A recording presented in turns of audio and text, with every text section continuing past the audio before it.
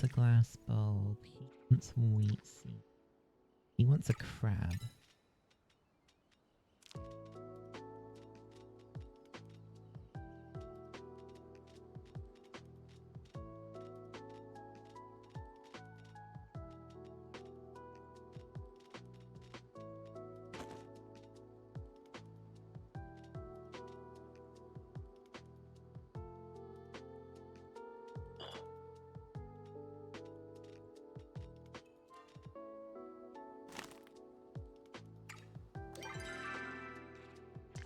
I know. I'll need to check with him.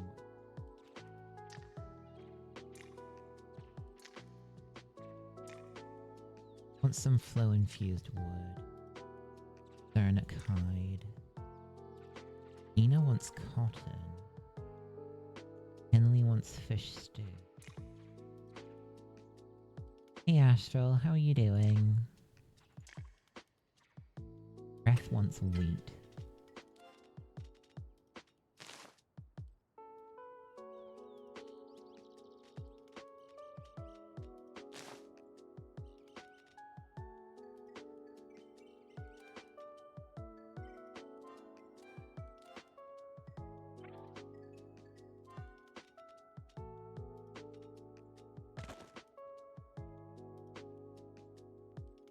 Just tired because you stayed up until 5 AM finishing base Stormblood.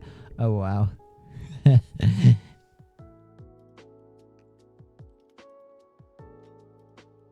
How did you find it? What did you think?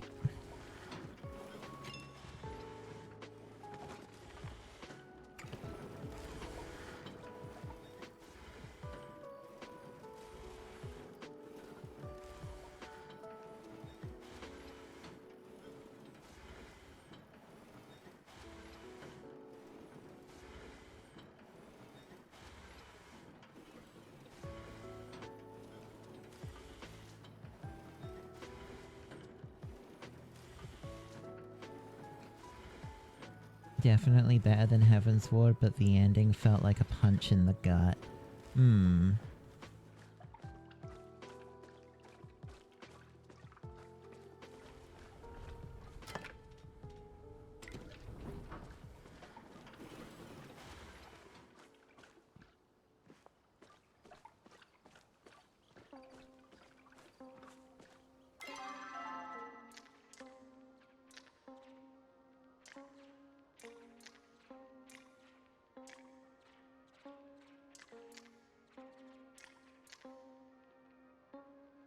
Apparently Tao wants her... Oh yeah, and Tish wants a glass bulb as well.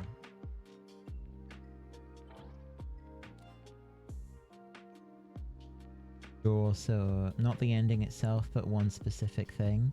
You're also aware the expansion is not done. Yeah.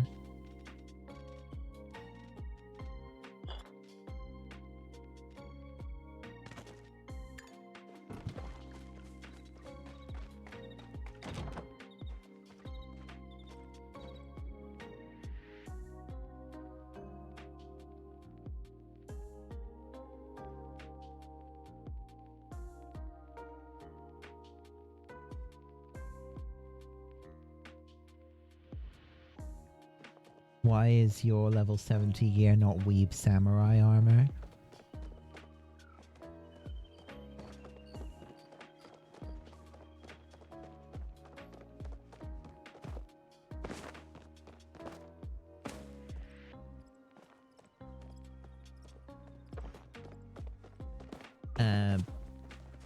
Wait, are you a samurai? Or are you, Are you in need of sustenance? not the strongest one? Well, that's what glamour is for. Initiating goodbye rituals. Oh, got any new theories? Don't be disturbed. What we're being, the books here have stood the test of time.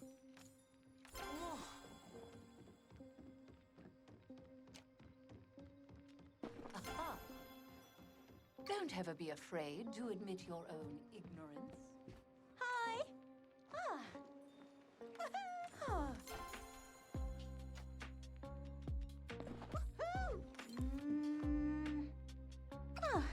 for a walk? Yo.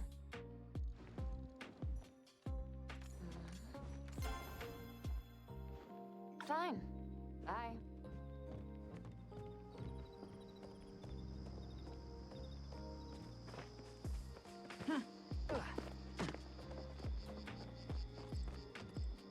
I do like that there's a lot of different options in 14 for glamours now. I just hope that they work on making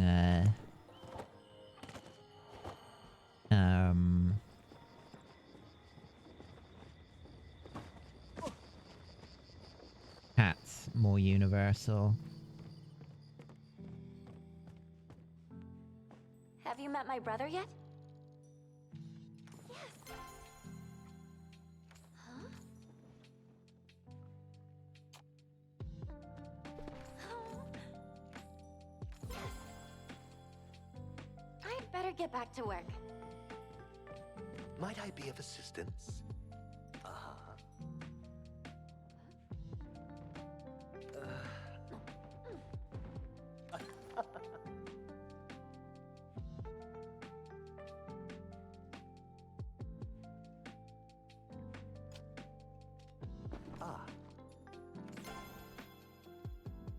Try not to dirty your garments.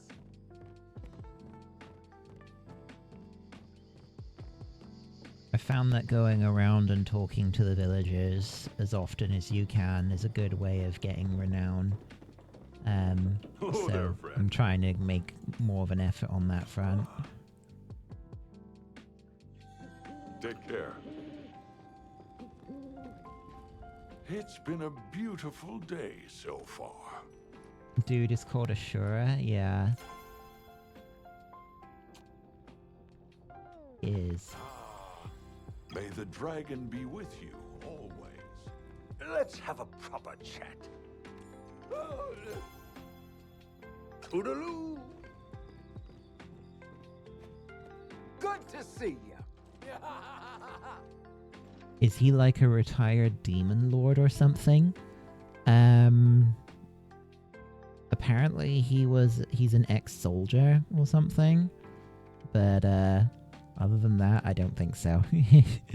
Huh?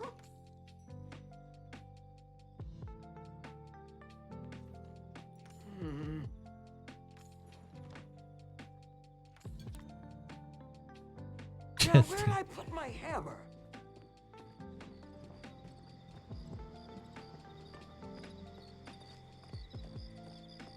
Don't tell Kenley, he was literally in the same room.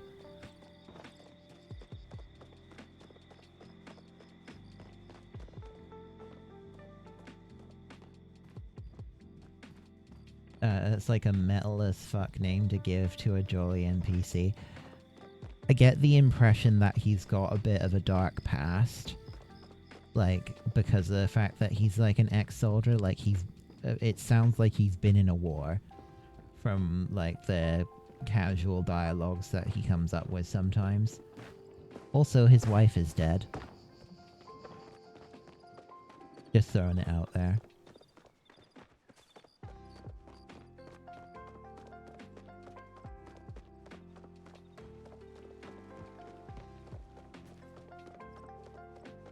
Oh my god.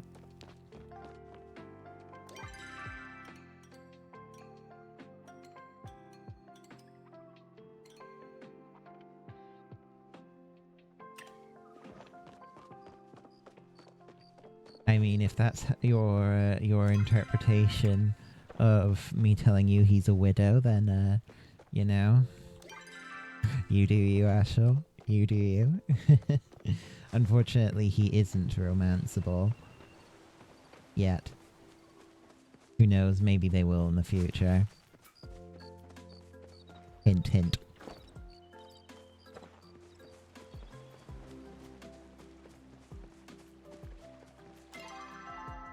Wait, I'm trying to go and give a crab to that. He wants me to give her a crab. I know that this is a bit of a weird segue, but yeah. How's the day treating you?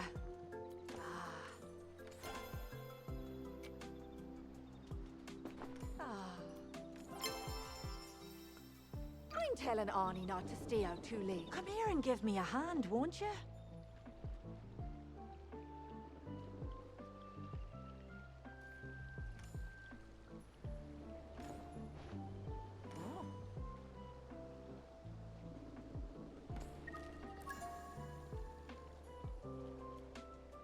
Fairly well. So she needs help dealing with crickets.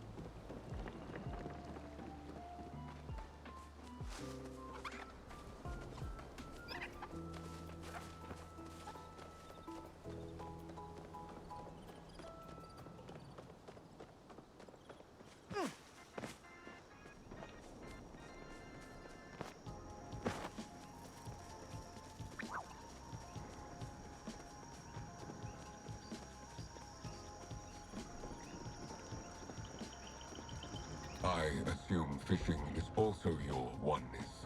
Yawn.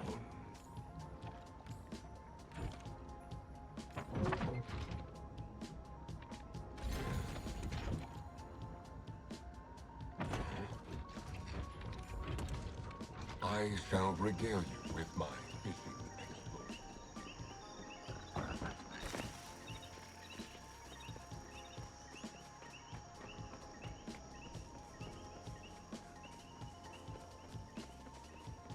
Einar has a nice voice actor as well. Like it's a good voice for a chill as fuck robot dude who just likes to fish all day.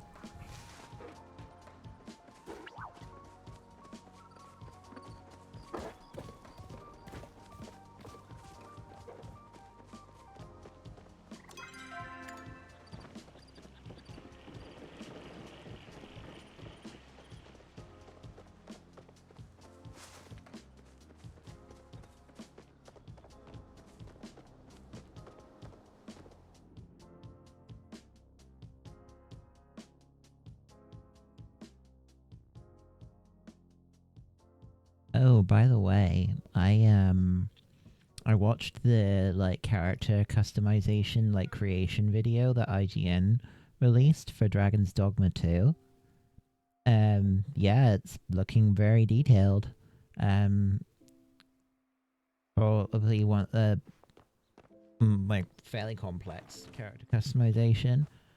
And it's looking like you're going to be able to do be very specific about what you want to make, including if you pick the Beastman. How complex is the custom? It looks like it's just as complex, like body sliders for basically, or for pretty much anything. And how big can you make them? I don't think they went into too much variance on the body sizes, like the people on the video didn't.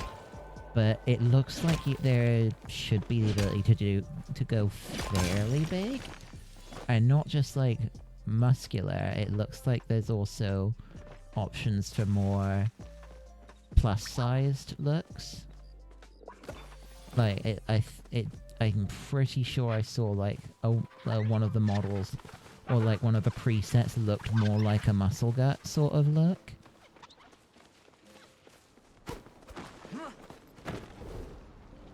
Which does line up with Dragon's Dogma 1, because you could have you could make your character look kind of chunky.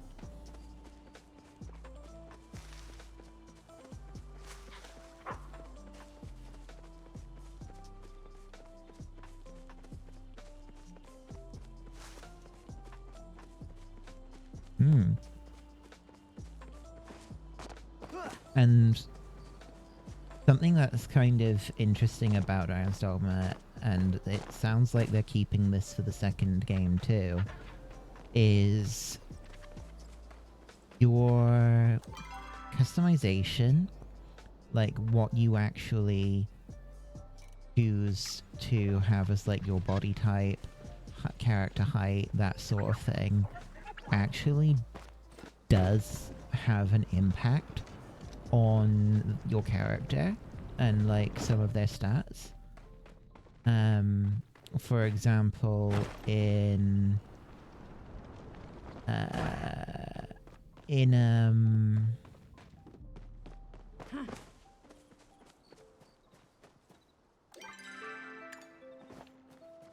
the first game, if you're a very tall, heavy character, I'll get to that in a moment.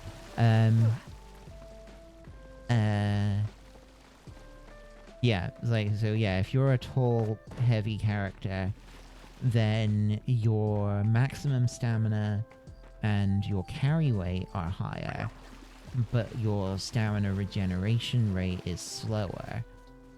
And I think there are some other things that it affects as well, like it makes you less easily like slowed down by like strong winds. So actually, I don't know necessarily if it was like I don't think it didn't really affect your like capabilities with any specific vocation. I don't feel like it did anyway. And then on the opposite side, if you were a very short or very like lightweight small character, I think you did actually move a little bit faster. And your stamina would regenerate faster as well, but your maximum stamina was lower, and your carry weight, your like maximum carry capacity was lower as well. And the other like factor was, well, yes, you could be buffeted by strong winds and exploration could be slower in those sorts of areas. More characters were able to like fit into like nooks and crannies or crevices that you can't access otherwise. Oh yeah, it's very nice from that respect. Like, very like immersive, and it actually... As I said, overall, I don't think it has a huge impact on the... I think, honestly, the biggest impact that it had is the carry weight, because the difference between being, like, the lightest character category, because it was, like, divided into classes, where if you're between this weight threshold and this one, you are considered a very light character. If you are in the next one, then you're like a medium-sized character or what have you. And the difference between like the lightest weight class and the heaviest weight class in terms of how much you could carry was very, very significant. And being over-encumbered or having higher encumbrance levels, so the more you were carrying, the slower you would move, if you were in certain carrying thresholds. So it did, in a way, make it so that if you were playing a smaller character, you probably wouldn't want to play as, like, a fighter or tanky character because the armor is heavier. So you would get slowed down more. There were, like, passives and augments and things that you could get to increase your carrying capacity to make it less troublesome if you were a small character. But because, of course, I'm a bit of a pack rat in almost any game that I play, yeah, when I realized that, I went and made sure that the character I played as was in the highest weight class, so that I could, you know, have to worry about that less. On another plus side is because of the fact that the game is designed around you having your own personal party member, the pawn, and then also having 2 other pawns from other players in your party as well. If their characters, or if the pawns are in higher weight class, you could just give them the heavy items and have them carry the stuff for you so that you weren't being over-encumbered. Which, as far as I'm aware, is still going to be a thing in the next game.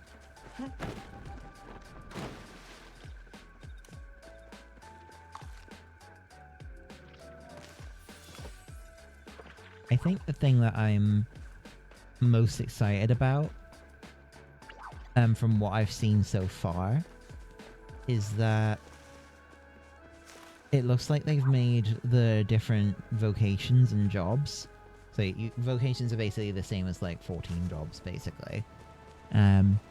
They've made them have what feels like more uniqueness and more things to differentiate themselves. Because they've moved away from having the characters have like 2 different weapons. Basically, in the first game, the Strider was like your bow and daggers character, and hybrids based off of the Strider would always have the ability to use daggers plus whatever additional weapons the hybrid would give them. So like for Magic Archer, it was like spell bows and staffs, which was cool and all for versatility, but it also meant that the character wasn't as specialized in the unique weapon that they had access to, which was the magic bow. You could only have 3 skills equipped for it, which could sometimes feel quite limiting.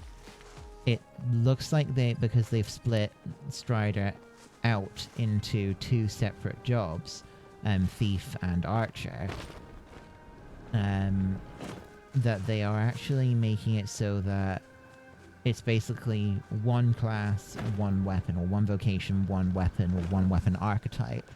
I think you're gonna still have like fighter as the sword and board, basically. Which is nice from the perspective of, well, that should mean then that they can be more specialized. And have more skills usable at one time that are unique to them.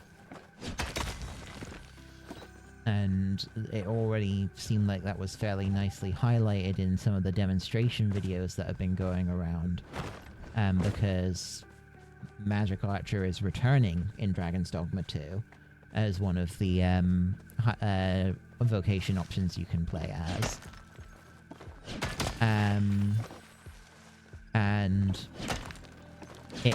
And they actually showed some new skills or spells that it has access to with its bow. That are like support. One of them was like a support or healing spell, which was very cool because the only vocation that had access to reliable like team healing in the first game was the mage. And it also had like an AoE spell that sacrificed its health to do like a massive AoE attack, which was not in the first game either. It looks like some classes or vocations might not be coming back because of this system change. Like, I think that because of this, they aren't bringing back Mystic Knight, which was like the fighter mage hybrid. And instead we're getting a class called Mystic Spearhand, which is basically a Jedi Knight. The way it plays and the way they showed how it plays, it looks like it's a Jedi.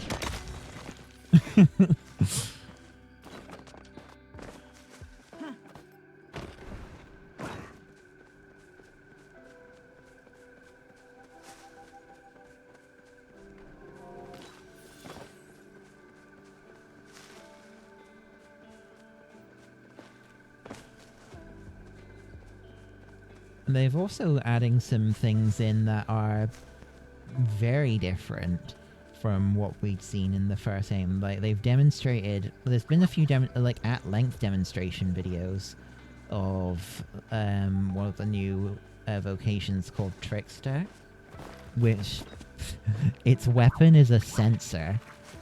And it doesn't really do much damage on its own. But it's basically an illusionist. It uses, like, smoke illusions to create, like, clones of itself, or create fake floors and walls that enemies perceive as real obstacles. And you can basically trick enemies into, like, for example, like, just jumping off of cliffs, because you can place, like, your shadow clone on top of a fake floor that you create with the smoke illusions. They think that the clone is you and go after it and fall to their deaths. It also has support abilities for, like, buffing the pawns, which is kind of a requirement for a vocation that doesn't have basically any, like, personal damage. It is a very interesting option. Probably one that would need a fair bit of, like, pre-planning and like, strategy and stuff to play well, because you can't do any damage on your own.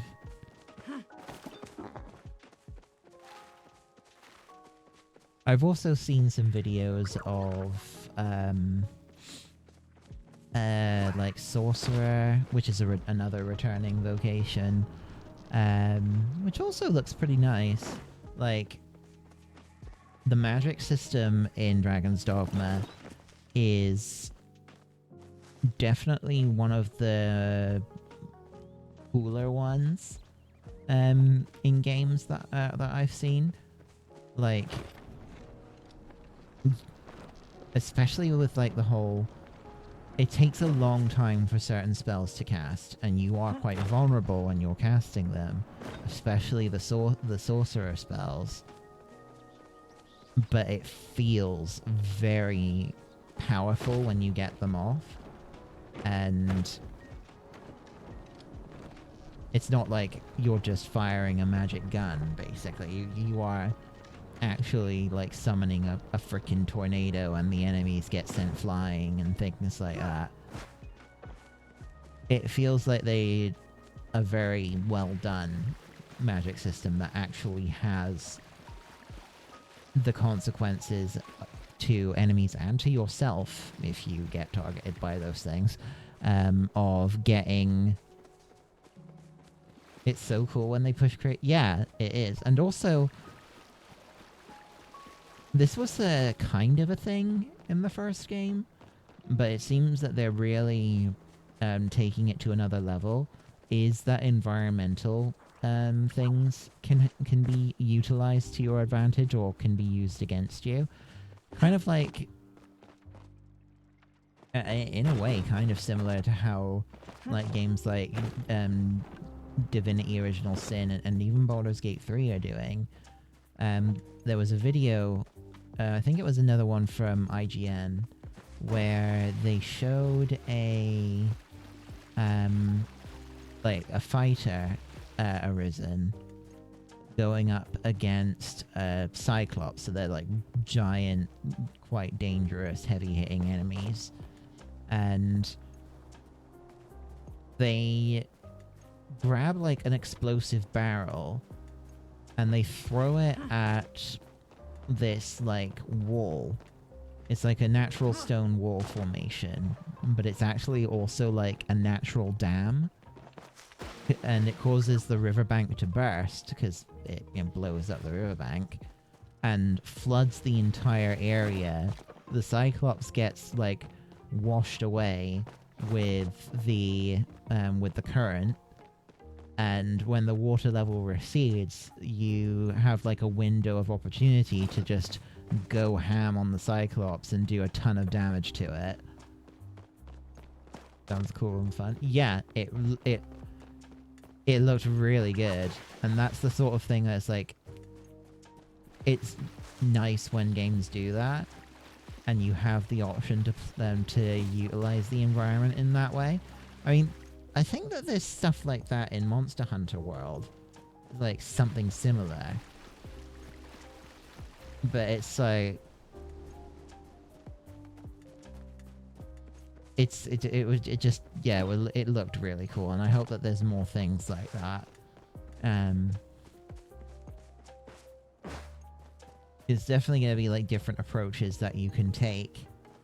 And also another thing with like the pawn system and other players' pawns is that if another player's pawn has done a quest that that you're about to do, like if they are further ahead in the game and their pawn has done things that you haven't yet, that pawn will have knowledge about that quest, and will be able to actually give you guidance on how to complete it, and sometimes even be able to just like take you to where you need to go.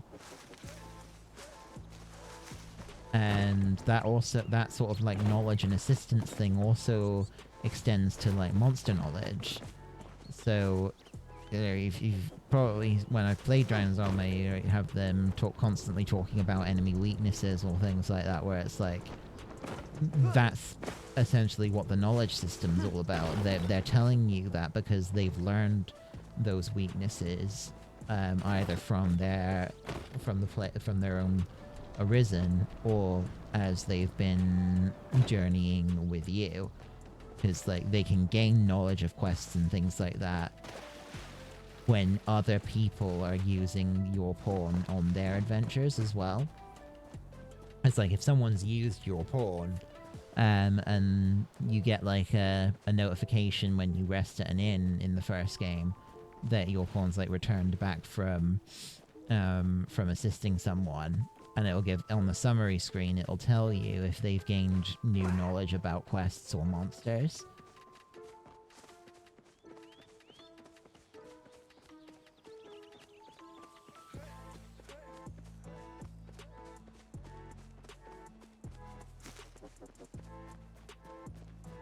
Yeah, it's like the game flew under the radar, I think, for a lot of people because it released around the same time as Skyrim did.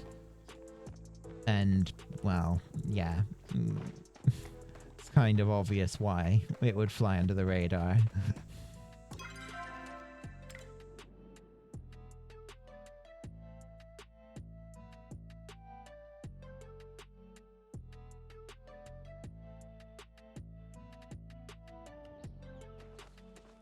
There's so much to learn.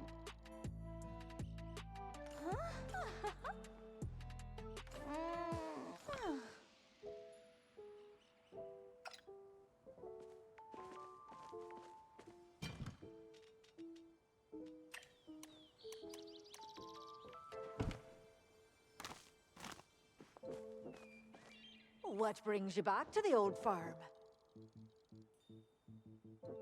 People were getting hyped about action stuff. Yeah. Ah. Today's been quite the grind.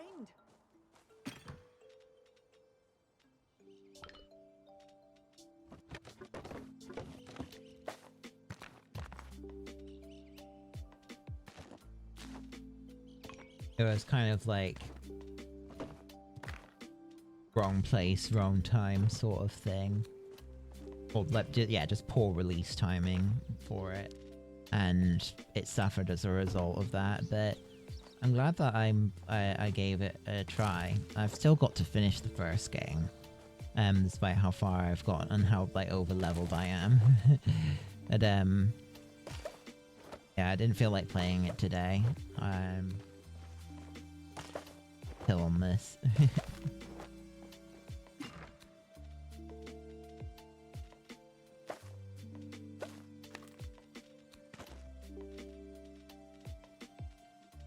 But I'm definitely really excited for it because it's coming out in March, so it's really not that far away. And it's looking. I really hope though that it has a glamour system, because the first game doesn't. There's no like transmog or anything like that. And while you can play around looking fashionable, it's not. It's like obviously it's not going to be the best stats.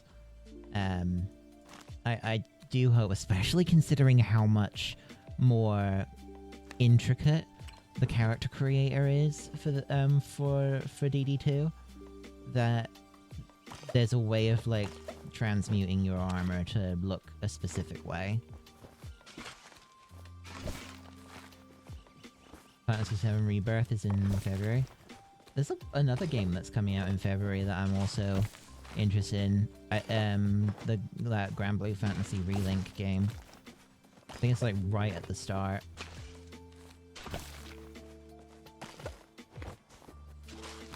I know that I don't know if Relink is going to have the gacha system in it like the actual GBF does. I'm just interested in trying it because it actually looked like it was a pretty good combat system.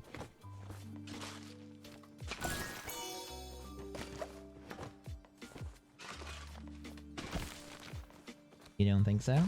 That'd be nice if it isn't a gacha game. Like Ben and several of the people in his like social group. Costume, maybe. They're very into Grand Blue Fantasy and have been very excited for this game to come out.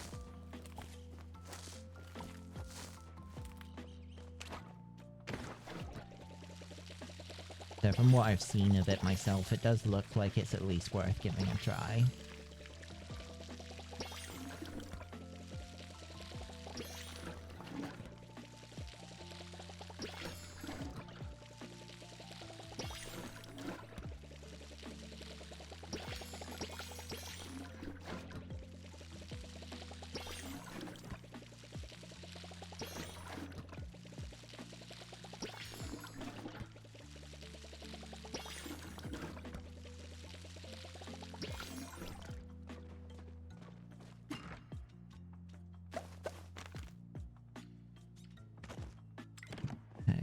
Once everything harvested.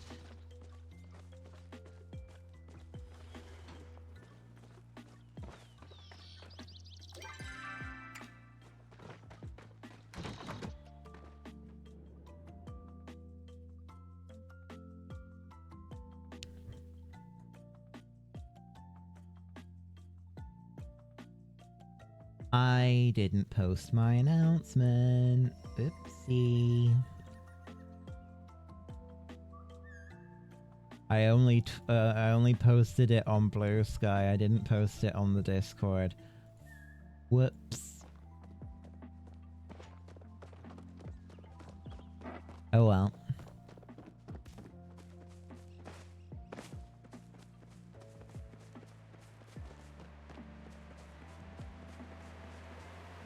Sunday brain, but yeah, basically. It really is Sunday brain.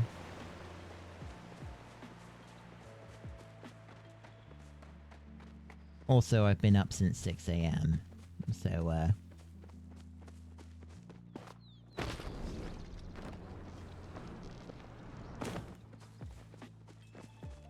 dog.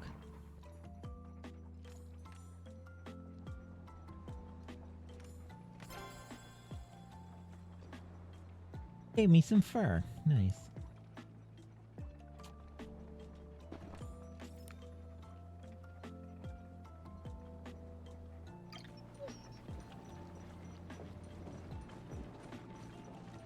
Yeah. Just this once. Huh? What? Good.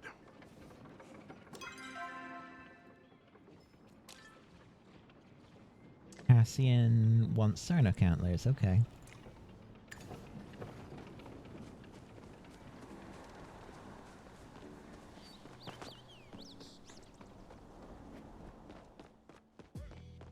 Hey Fizz, thank you for the pets. You haven't seen my mom around, right? I had better things to do anyway.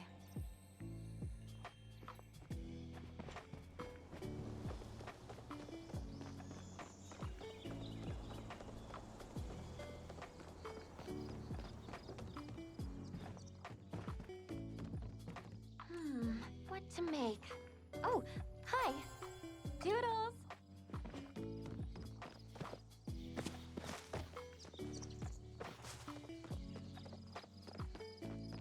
Seems that Kenyatta's got that sort of, overbearing mother Only issue. the ignorant stop learning. Next time, you should pick a book on.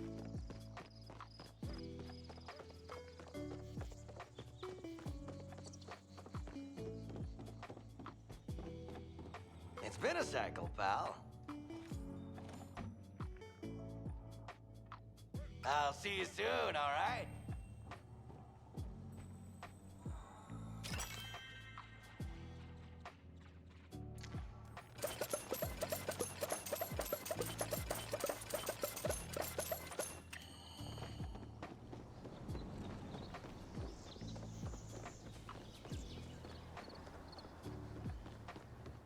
Good company is always welcome. Farewell, fair traveler. Oh, hello, dear. Got time to chat?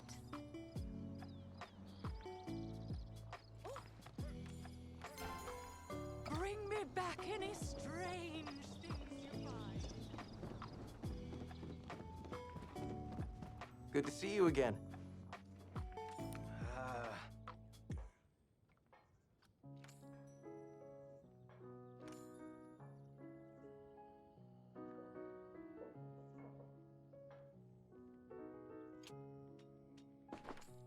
Whoa. Well, Nice. you know where to 50 find me. renown. Apparently Ashura wants sweet leaves.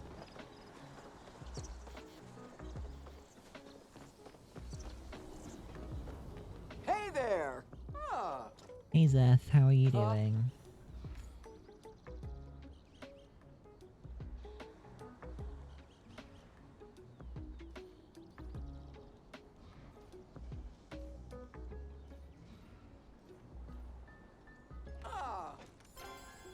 stop by anytime. Good. I'm a sleepy. I'm tired.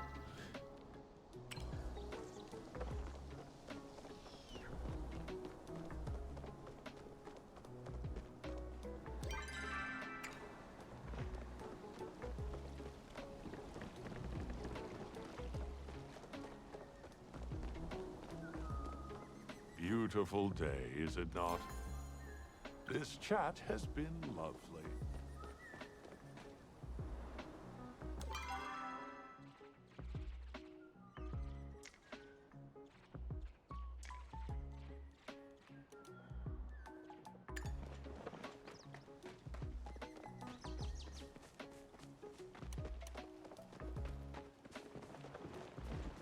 Is Hodari in town? Yeah, he is. He's over there. I'll give him the magical wood that he wants.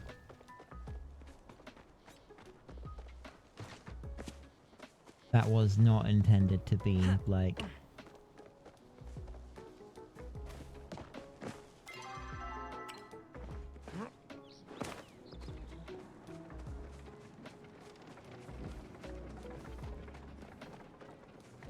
Huh?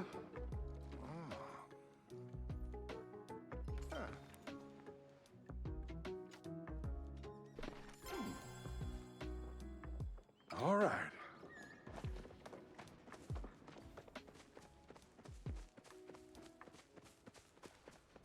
This is gonna be such a great day.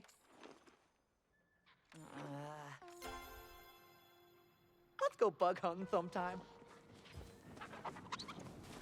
Hello, Aki. How are you doing?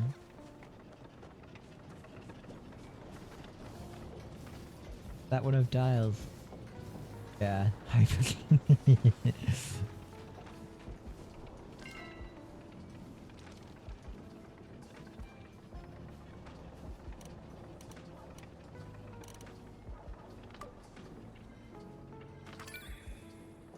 There, go on, have some corn.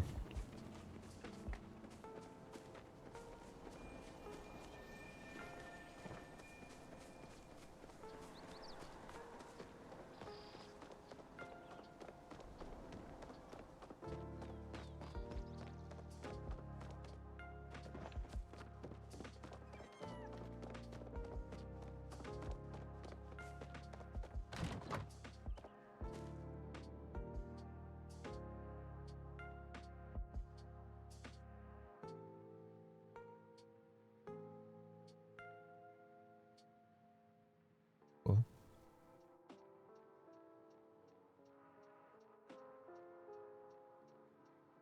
I just realized because I was just checking my activity feed. Yena followed me last night.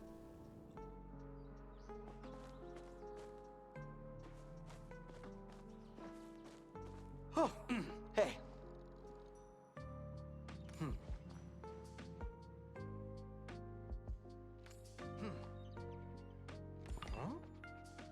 All right, break's over. Yeah.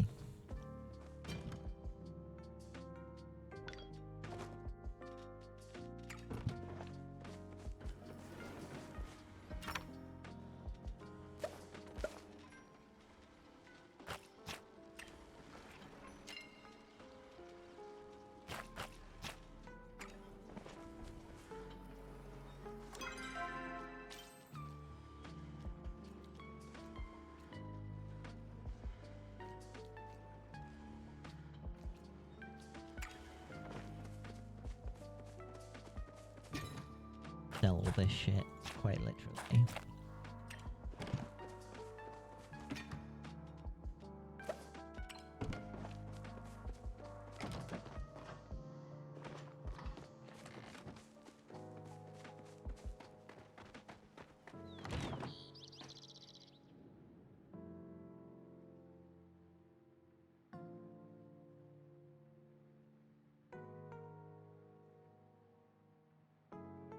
Also, for those who aren't aware, Ben also got me to re-download Dislight because Jinchu, sorry,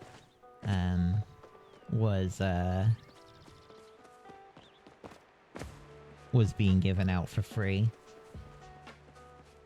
Like, okay, no effort involved, just log in. Claim the free Tiger Dad. Get sucked back in. I've spent probably about 4 hours on the game since then already. Yes, I did.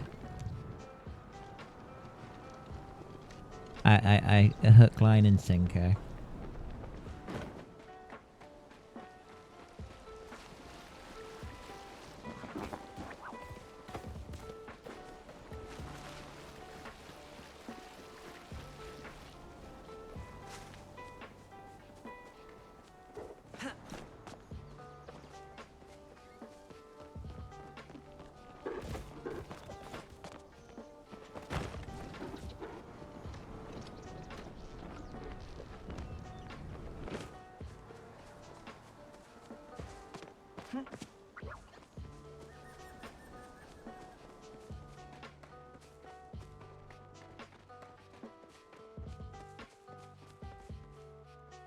Alright, yeah, this is just a dead end.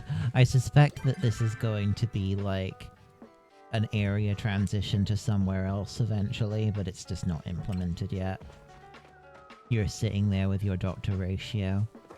Meanwhile, the Genshin players are seething and frothing at the mouth because the only thing they got was Aloy.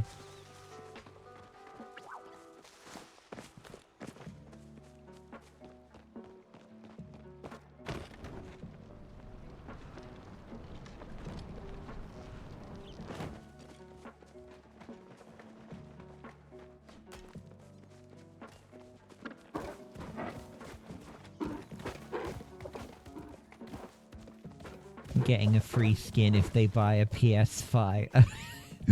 Yeah, oh my god.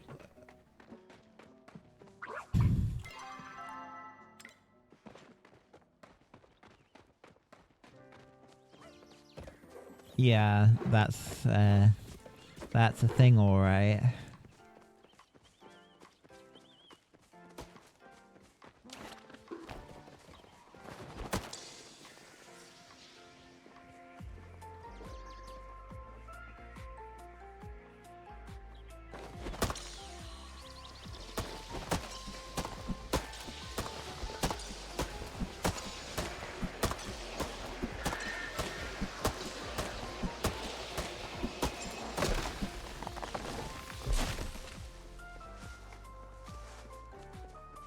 Didn't they make something similar if you bought a sports car? I don't know, but it sounds like something Hoyo would do.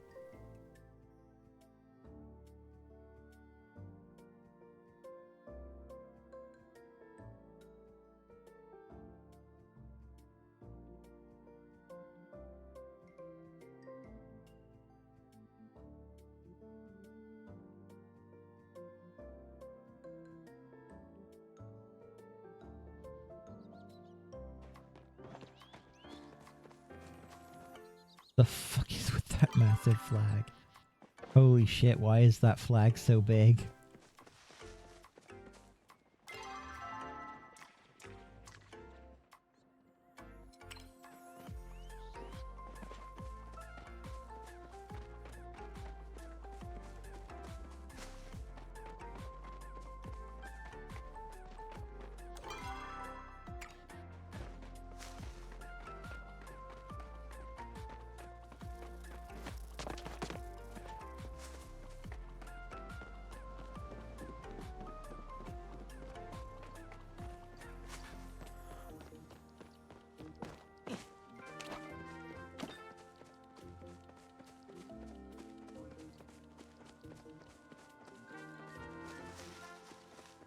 But yeah, like this, like it's just a, it's just a little distraction, or way of just killing some time since I've not got a lot else to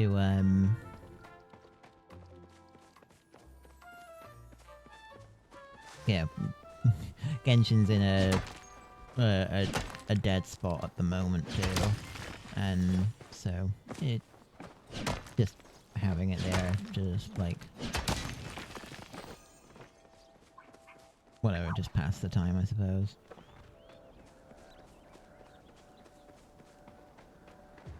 Genshin is it? Oh, yeah, it's just like a filler patch. Nothing much going on in it.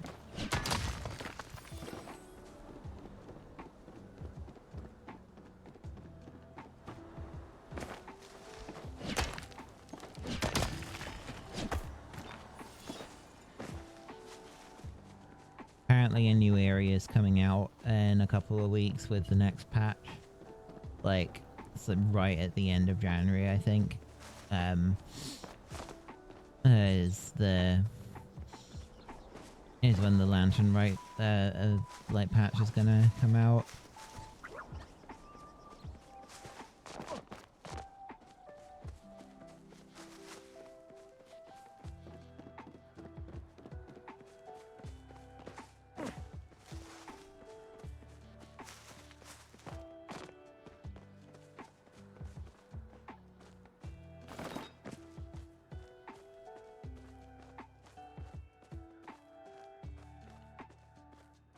It was even learned that buyers of certain new Cadillac models in China could leave of the car dealership with no less than 20,000 primo gems in their pocket.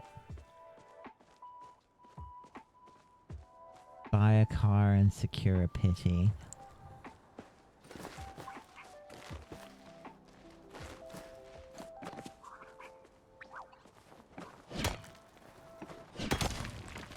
Is China okay?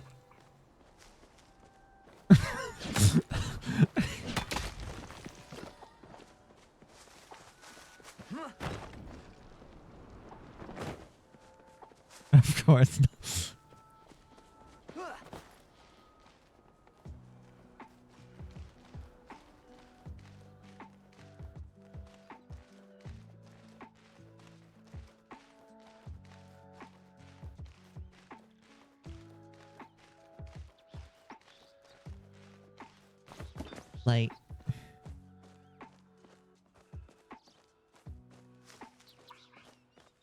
Like, you do realize how many, like, primo gems you could have just bought with the money that you used to buy the car, right? Right?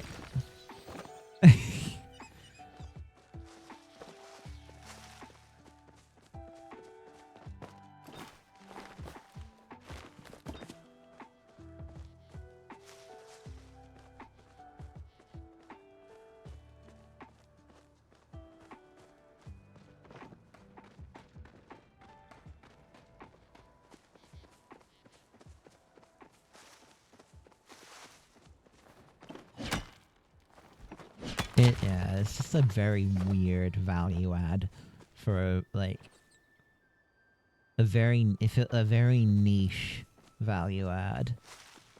Like for someone looking to buy a car who also is playing this very specific game and sees like the extra like thing. They make, oh my god.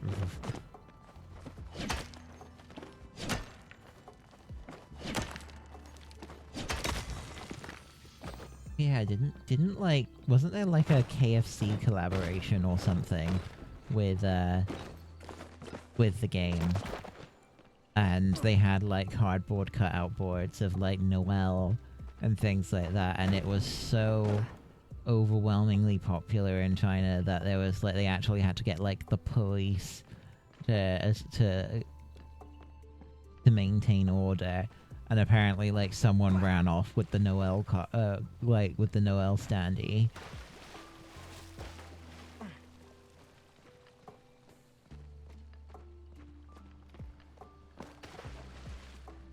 Oh yeah, I it doesn't surprise me that there was those sorts of collabs going on.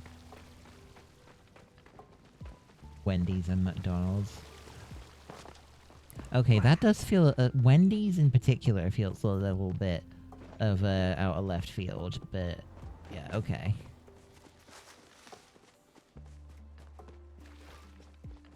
Hello, Frosty. I hope you're having a good day. Welcome in. Sorry, as I'm just wandering around, talking about gachas, because that's also a thing that I play sometimes.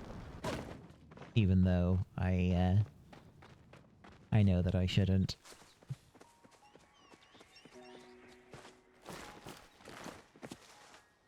You like IPNG? Thank you. It was made by Ben, a very talented artist who is way too harsh on himself. Gotcha corner, basically.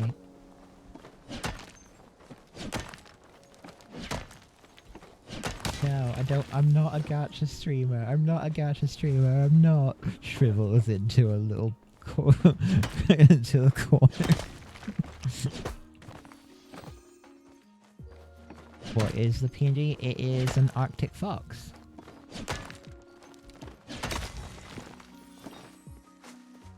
I do have other characters though, so yeah. But this is the one that I've been most comfortable with using for the moment.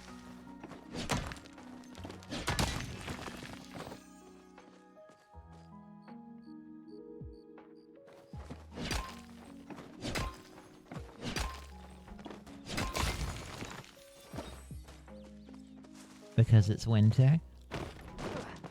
It also just feels right, I guess.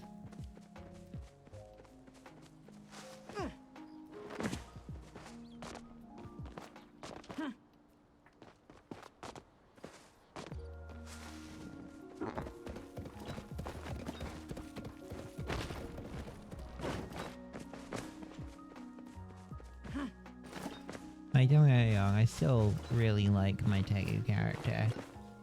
And things like that.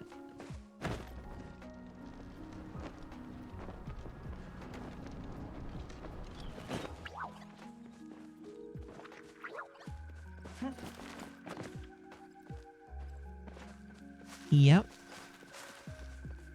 I've been playing Palia for probably just over a month now. Not super actively, like, there's a lot of other games that I play too. But it's a nice game to just chill and pass time in. And you support people having multiple sonas.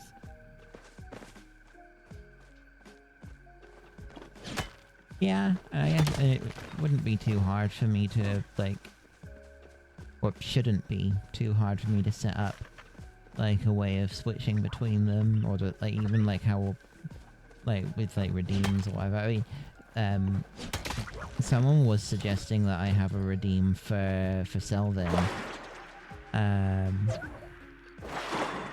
And where it would be like he's kind of waking up from, like, you know, from suspended from, like, his, you know, gargoyle being, like, in his, like, suspended state, waking up and then taking over or something, which I think would be kind of cool. It's just the logistics of it. You are new Palia? Yeah, it's a...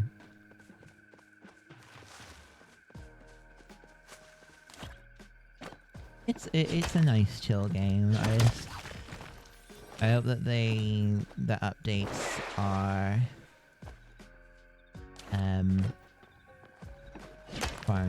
yeah, life sim style games are actually a soft spot for me. Like Stardew Valley, Rune Factory, you know, I've been playing Fae Farm fairly recently, that's another one. Ooh.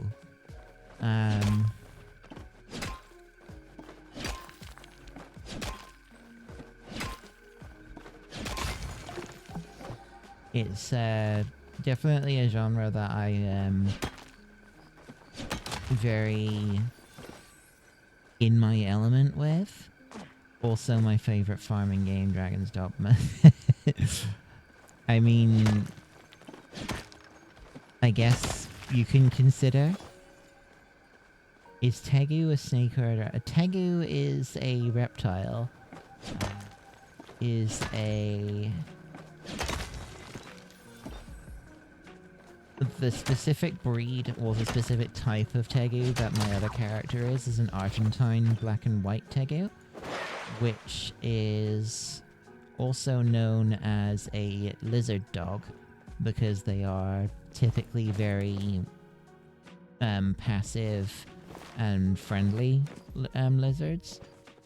And they are actually a fairly common, well, as far as like reptiles go, a fairly common pet. Although they do need a fair bit of living space. Yeah, they can be quite a large lizard. I think it's like they can grow to be about like 4 or 5 feet in length. So yeah, their enclosure needs to be fairly large. And was like almost any sort of fairly exotic pet, they have very specific like dietary needs and things like that. They're very cool, but I don't personally see myself ever really being able to own one.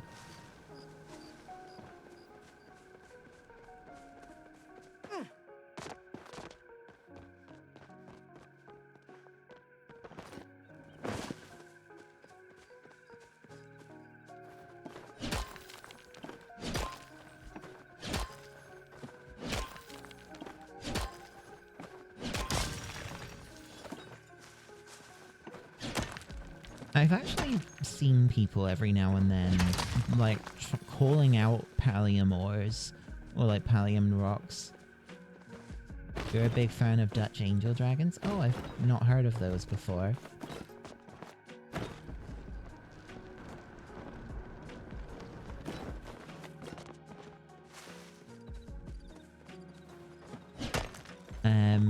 Yeah. Pallium ores, I've heard people calling them out before, like seen it in chat. And I read online that it used to be fairly common etiquette to do so because they were kind of rare. But the developers increased the spawn rate quite a bit on Pallium. And it isn't as rare as it used to be. And it's not like flow trees where it regenerates and you can't like mine it on your own. It will... You I feel like it's a bit... I don't know. It's one of those things that I feel a bit awkward about the game. Is this, yeah, the encouragement of, like, cooperating with people. But there's also this, like... it can take a while for people to get to you if you call out something and, like, mark the location. Like... I mean, look what it is. I've got, like, a bunch of pallium ores right next to each other. The spawn rate is not that low. If you're going out and doing mining, you're going to find it. I don't really see, especially if you're on, like, time constraint, if you don't have a lot of time to play each day,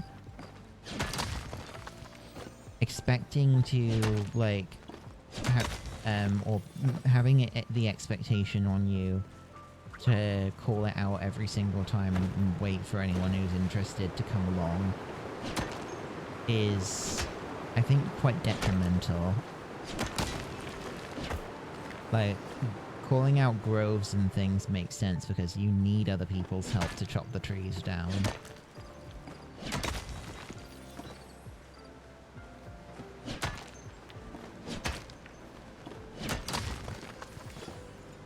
And I understand why it became a thing earlier in the game when the spawn rate wasn't as high, because it was fairly rare to find,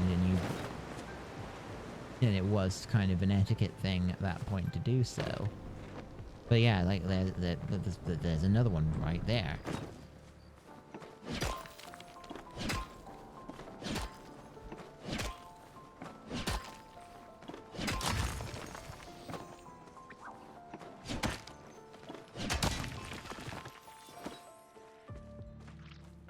Don't need to have a purple axe to chop down flow trees. Nor do you need it for the ores either. But the flow trees, because they regenerate as you chop them, you need someone else there with you in order to cut them down.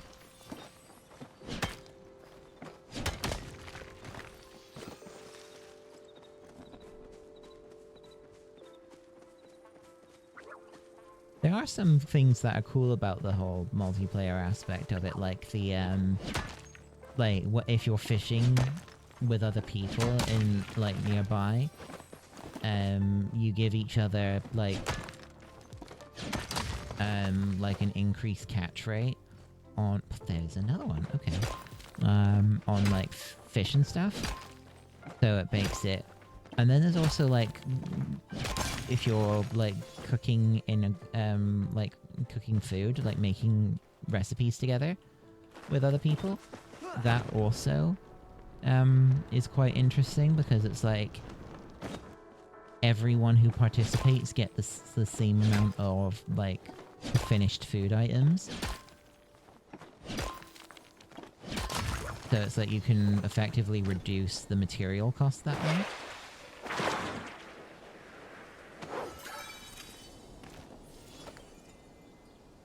Oh yeah, some of the rocks at the home base, because they're so large, need higher tier tools.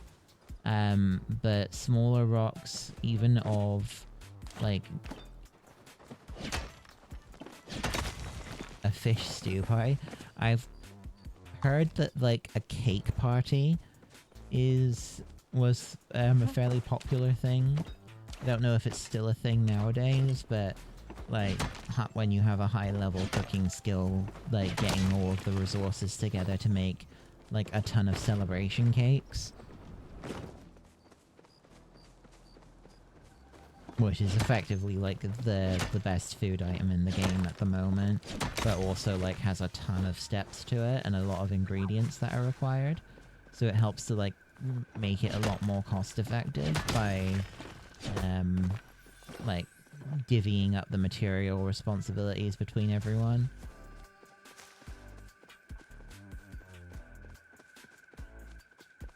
Also, if I remember rightly, the celebration cake doesn't require dari cloves. Very rare resource.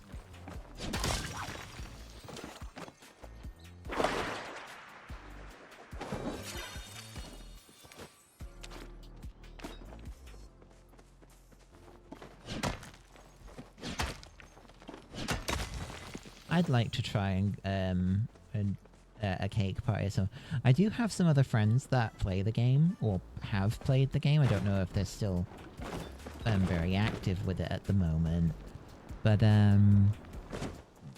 they live in the Philippines, so the server that they get put on is I think it's the Asia Pacific server, and I don't know if this has been fixed yet, but there's an issue where if someone's on a different server region, you can't visit them, and they can't visit you, and so you can't really do anything together unless you like VPN. Like you have to literally use a VPN to change your location to an area that will go to that region instead, and then deal with like some nasty lag as a result. Yeah, they really should fix that. Like, I know that the VPN thing works because I've done it, so that I could go and visit them. But it's kind of not really acceptable, I think.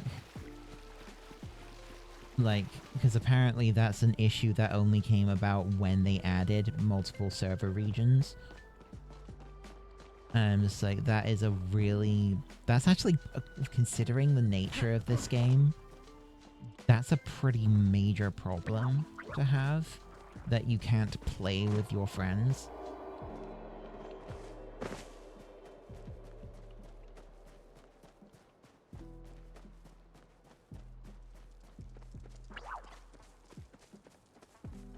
Well, asterisk without jumping through stupid hoops, because, like,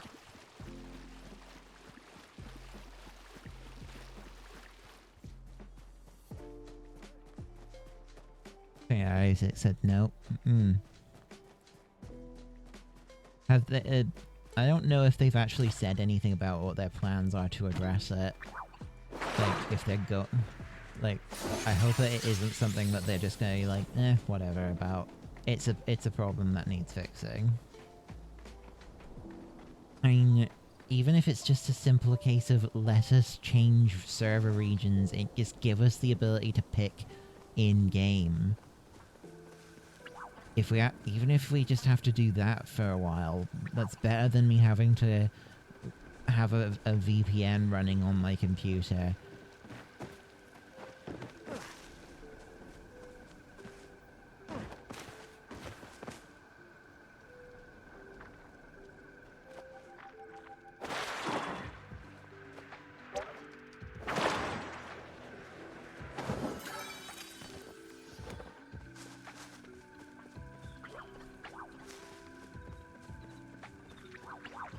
Oh, there's the grove. What region are you on, Frosty? Are you, Europe or North America or somewhere else?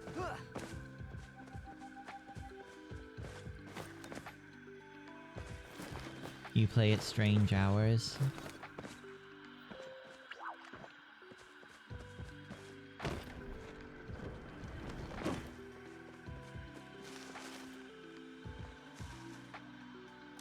North America? Ah, I see.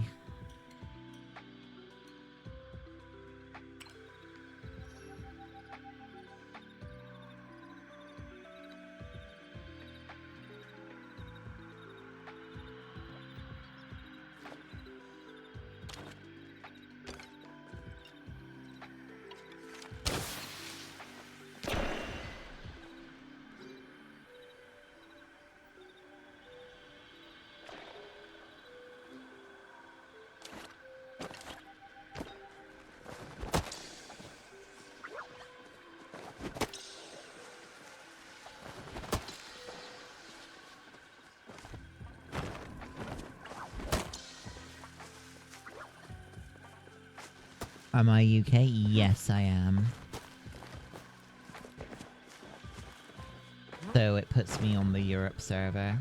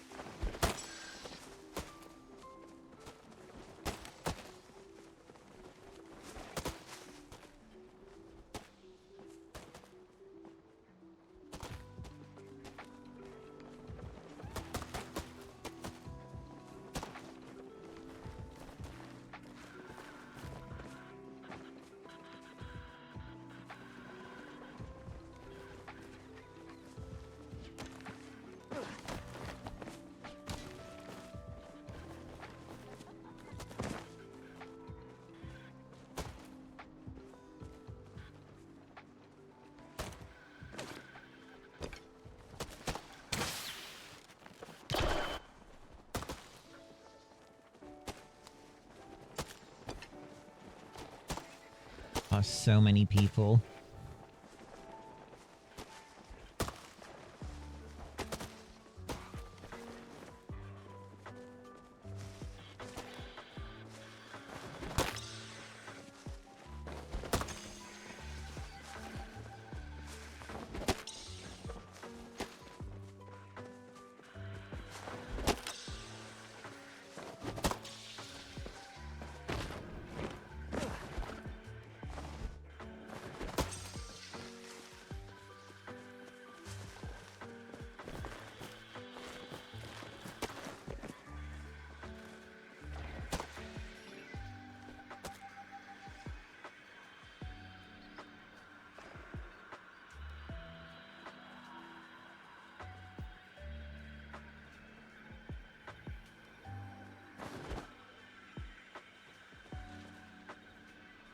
The Bahari quest and Zeki's treasure in the Eye of the Storm thing, Borchford.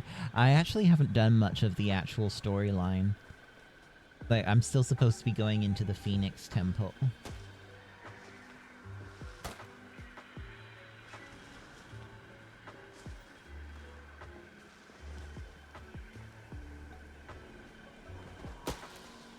Yeah, I have a bit of a bad habit of, like, not doing main storyline stuff in games for ages and ages because I get sidetracked with all the other things.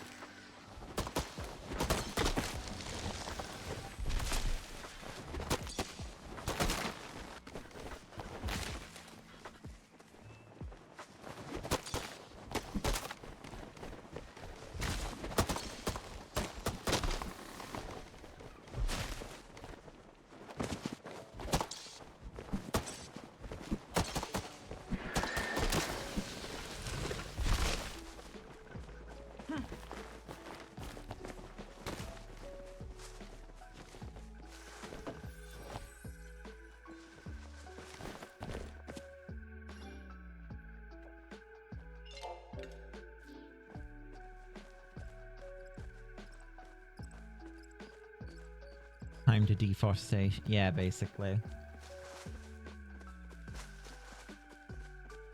A similar sort of, I don't know, it's not really in this a life sim game, but it scratches a very similar itch. Is Valheim.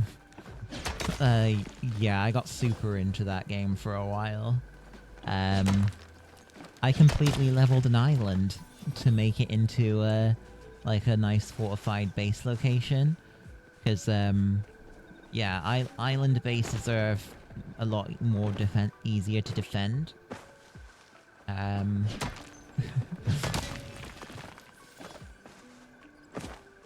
Apparently I scared my friends a little bit with that because it was like a fairly large island and I kind of like leveled the entire thing.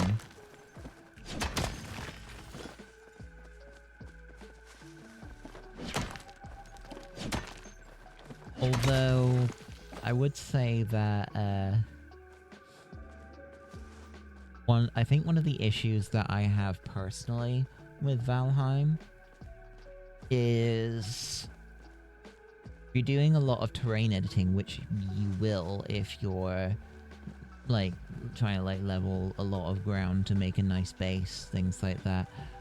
Oh, it's going to tank your performance like crazy.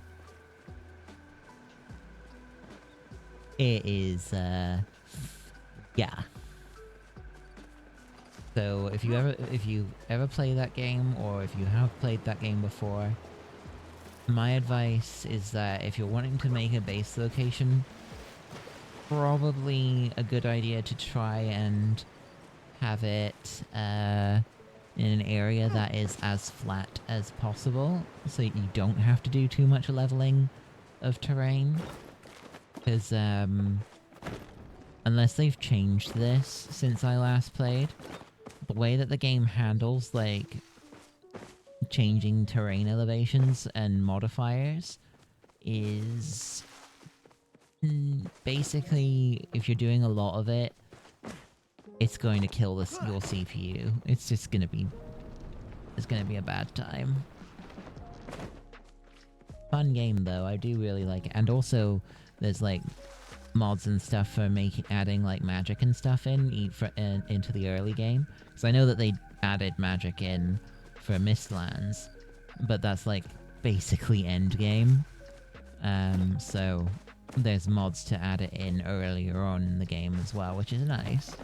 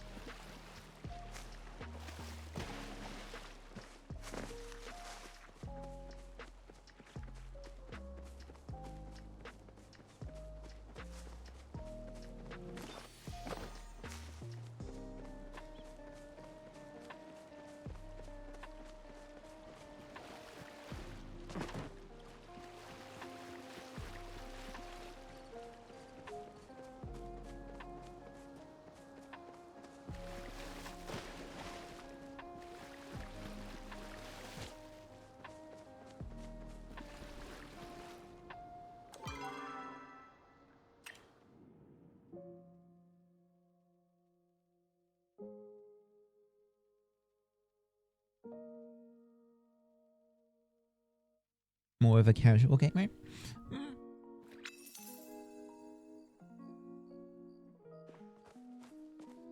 It's say it's a decent one, worth giving a try.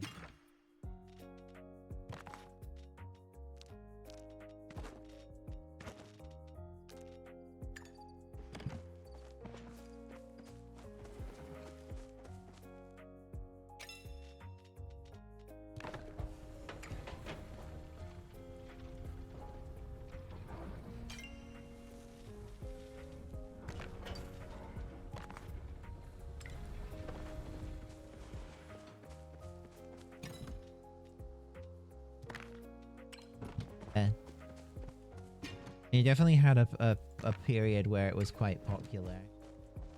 And quite a lot of people were streaming it. I think it's not quite as common to see it anymore because like it's still getting up, still waiting for updates and stuff. Most people have gone through everything that was available, sort of thing. There's only so much that that's available to do in an early access game. Same with this, really, I guess.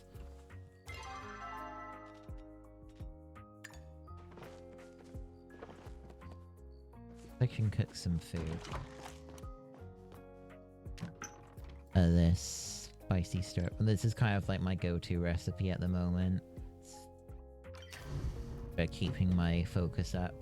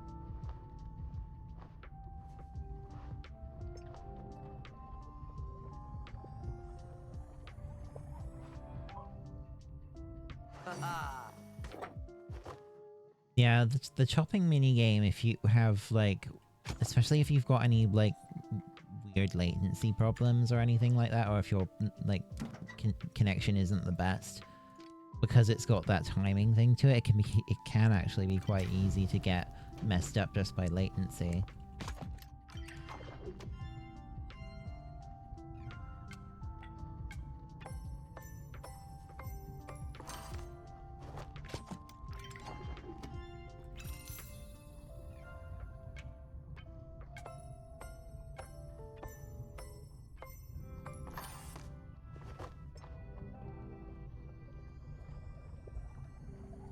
I'm not very far in terms of like decorating, as you can obviously tell.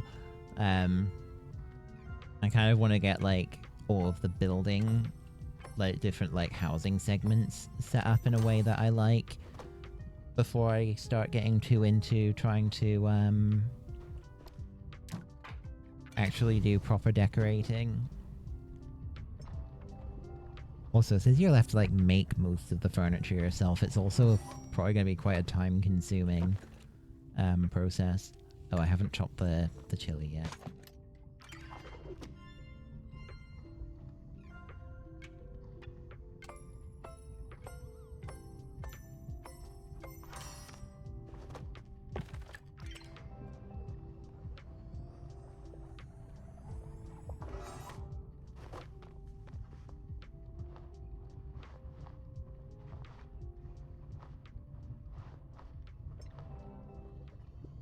Don't even have many rooms. Yeah. I only had the single, like, building segment for a very long time. It's only actually been within, like, the last few days that I've had the next bits added and, like, this little hallway segment put in.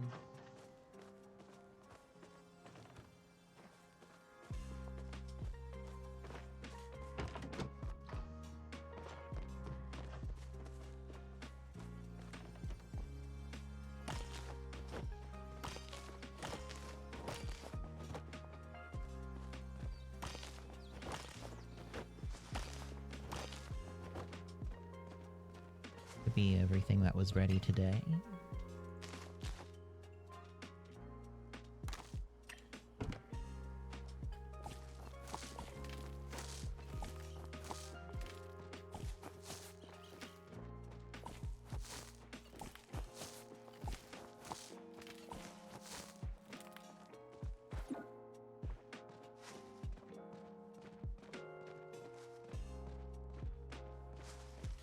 I would say it's probably quite nice that they've imposed a limit on how much farming space you can have.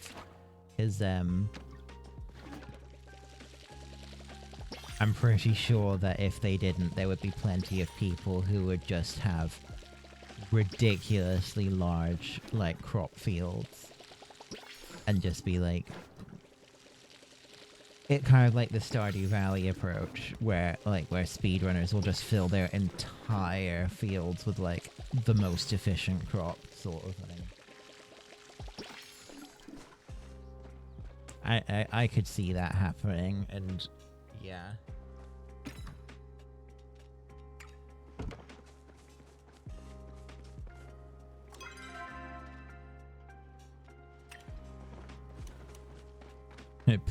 put the Dyer family out of business quite easily.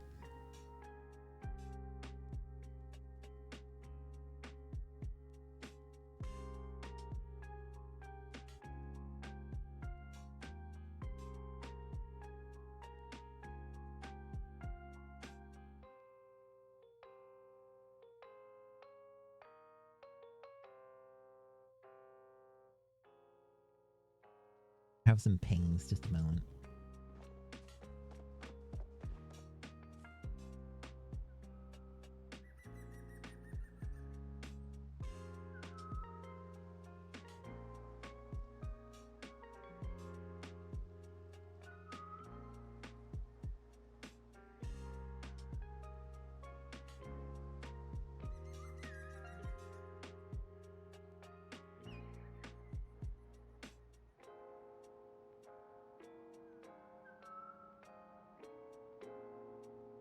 Oh yeah, I was just responding to a message.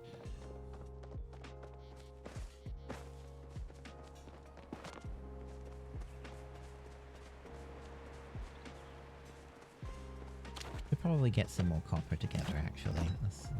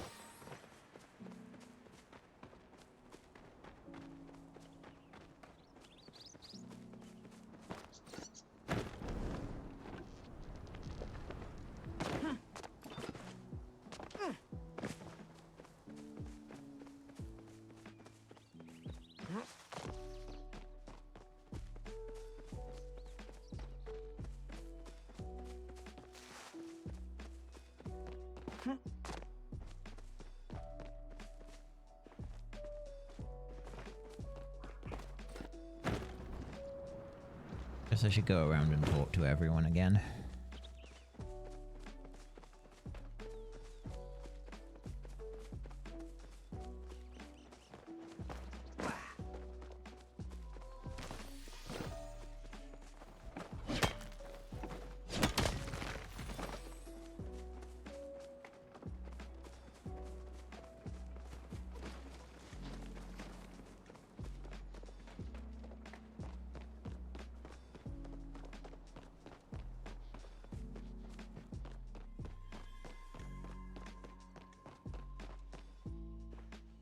How's it hanging?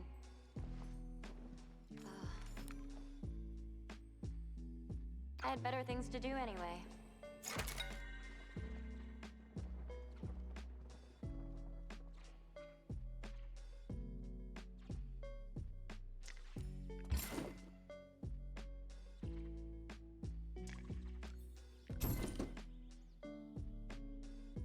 Let's see what these actually, like, I know that it says what they are, like size-wise. I just want to actually see what they look like too.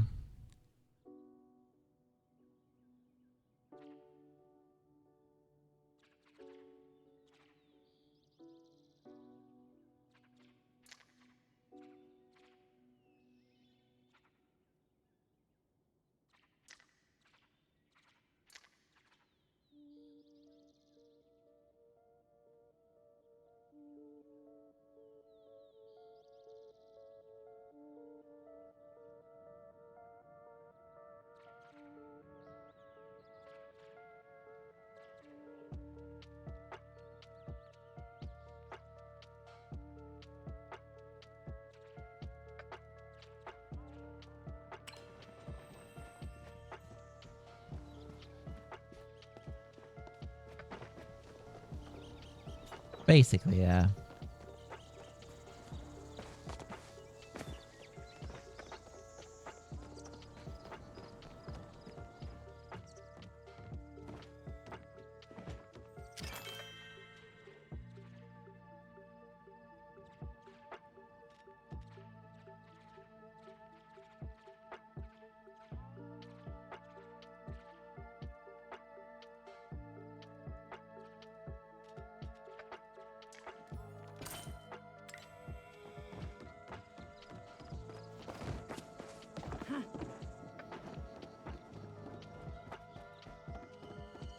What you buying?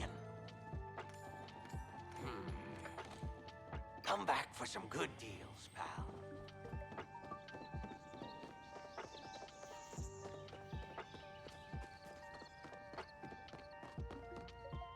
Yes. Leave me to my melancholy. Damn.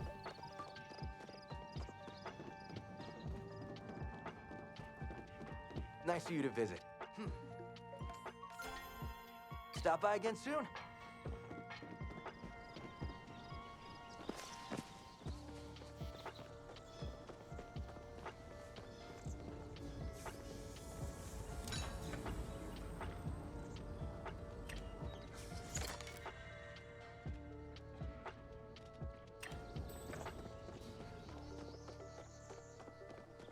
How are you liking Kilima?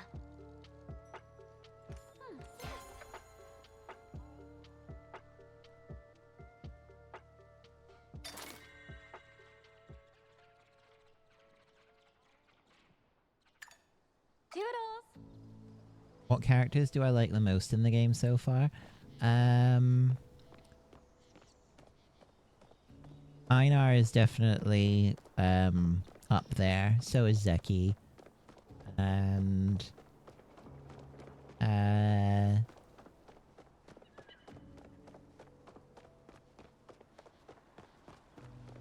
I think that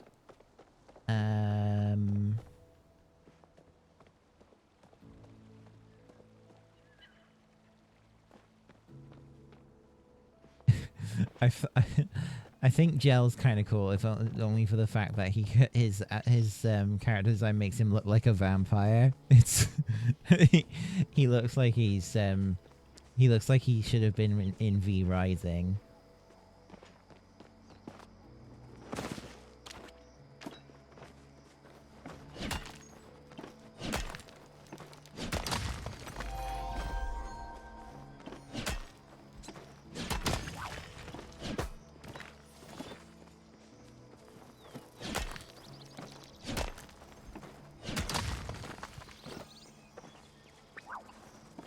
Oh, and of course Tao. Doggo is just like, yeah, immediately have to put like the dog at the top of the list as well, or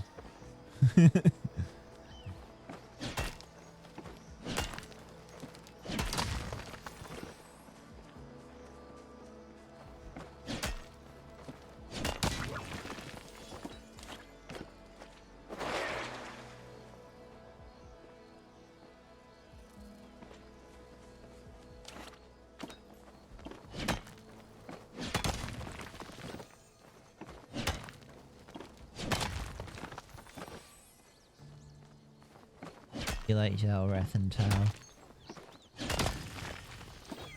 Yeah.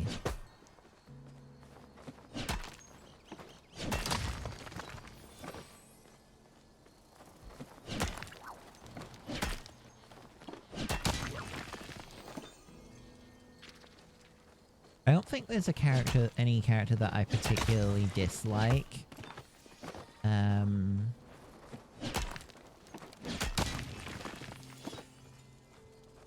think if there was one character that I'm just like the ugh about, it's gonna be Eshe, because she's you know.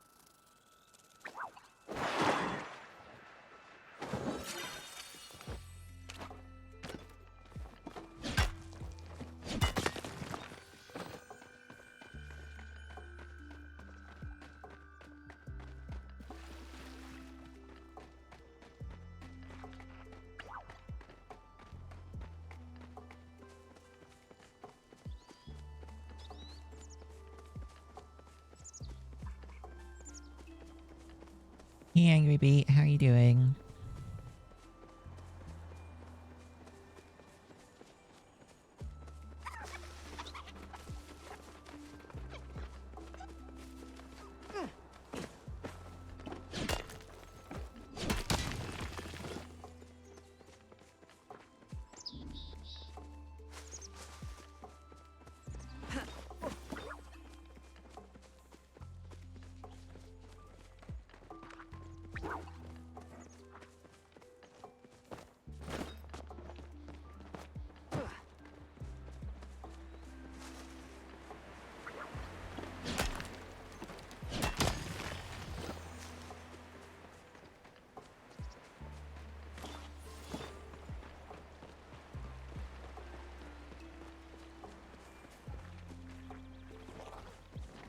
Need any help?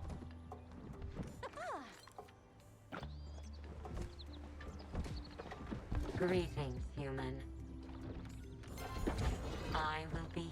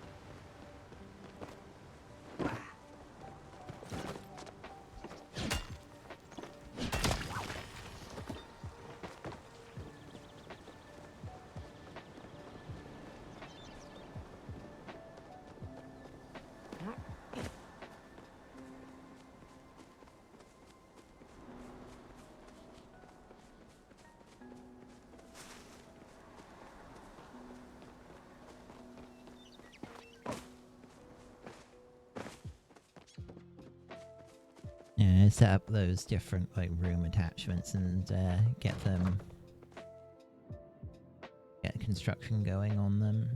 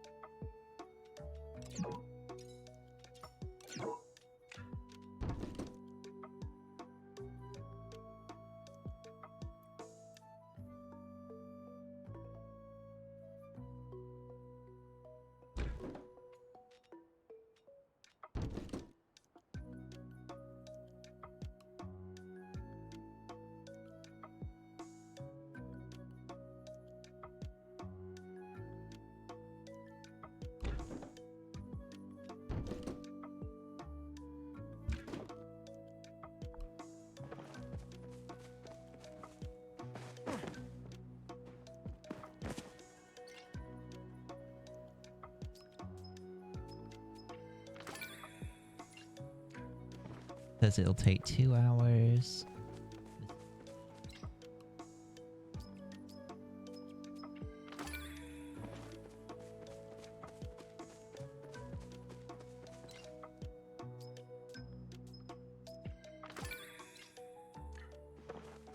And I'm going to assume this is probably going to be like 6 hours.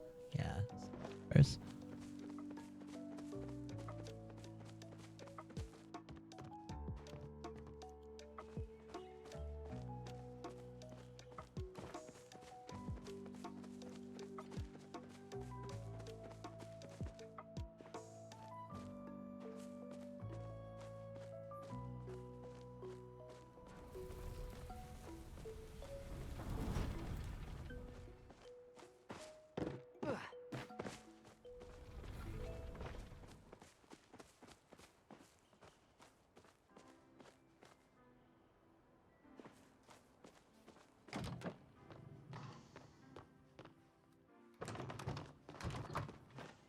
gonna make the house a fair bit bigger.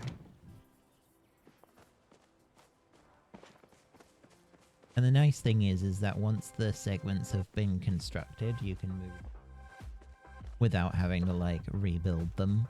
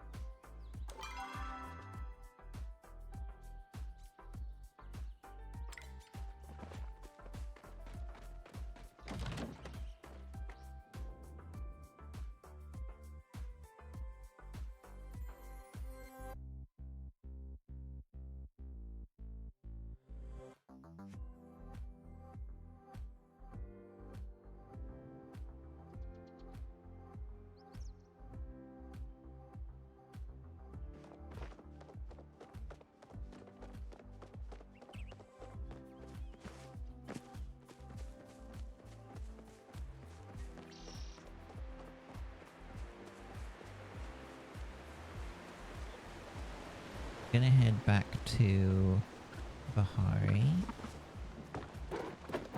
Gonna chop some of the my favorite kind of tree that's in the game at the moment is the ones that have like the orange leaves. They look like, I think they kind of look like maples. So I'm gonna try and get more seeds from those by just like chopping them down. Once I'm like at the stage where I'm like planning out how the like garden spaces look, I want to like put the trees in my plot. Okay.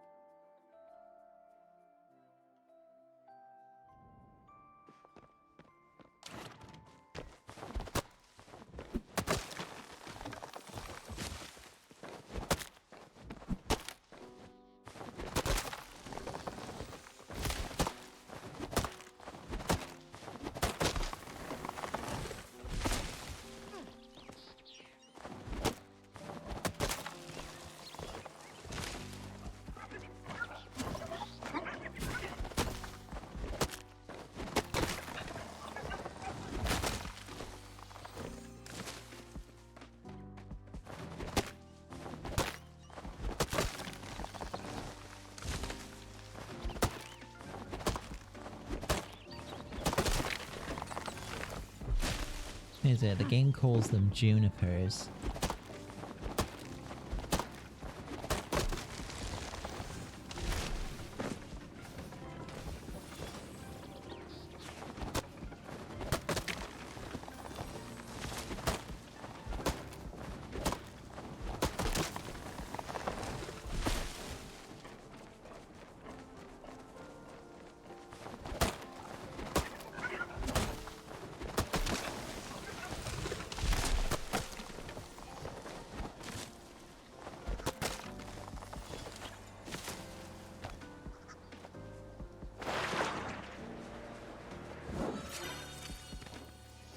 Oh, that was a fairy mantis. Cool.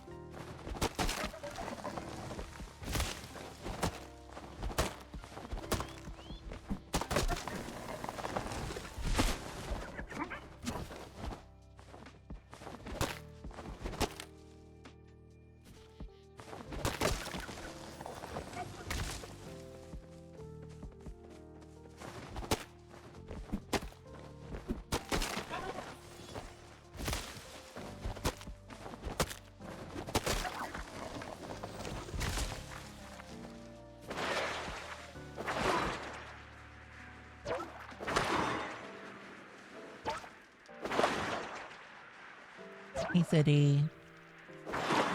How you doing?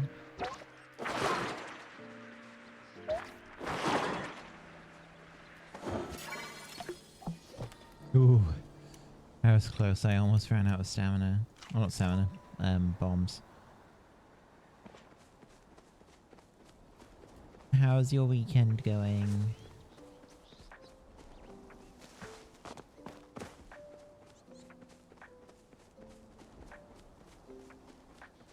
Eating dinner with hot cocoa? Oh, nice. Sounds great. Oh, you did it! Yeah!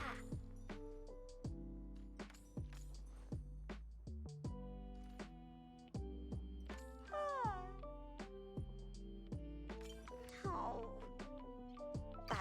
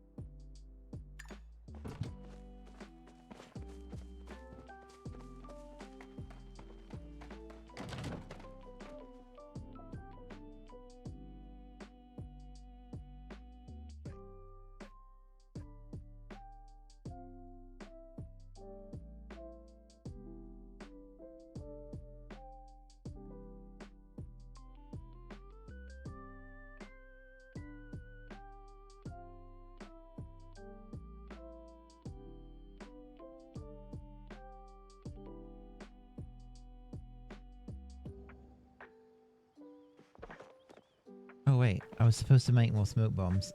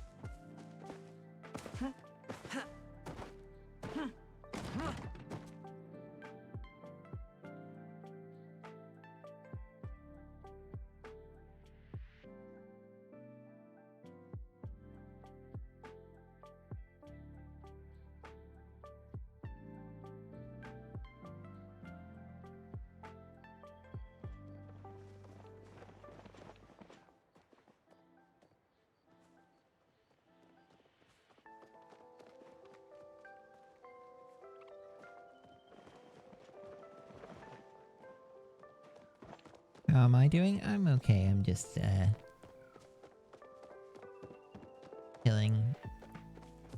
not as feeling a bit low energy today. It's I woke up at like 6 a.m.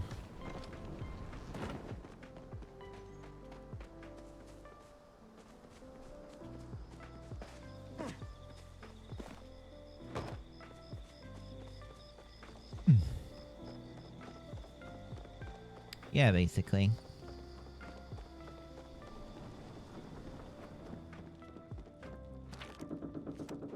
Hello there, friend.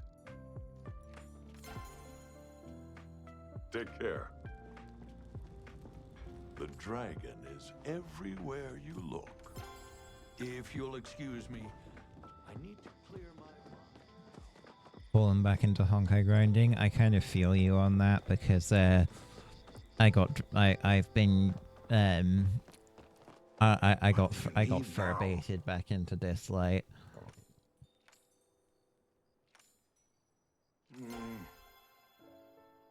I suppose we'll cross paths sooner or later.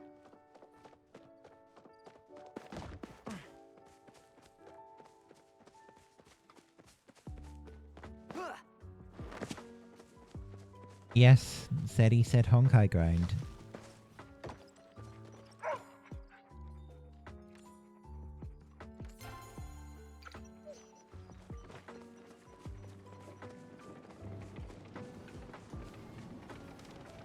If only friends made a guild in it.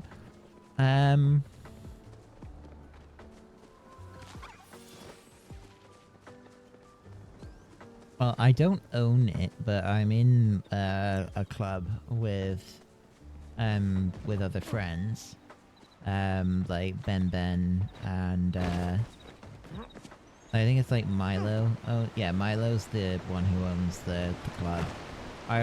If you're on, I think it's called either the Honor server or Infinite Miracle. I think that's the ones that I'm on, like server 2. Then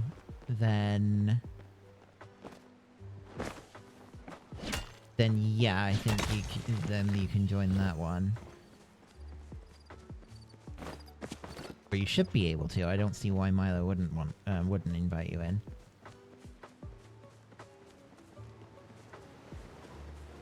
It's quite like, when did you start playing?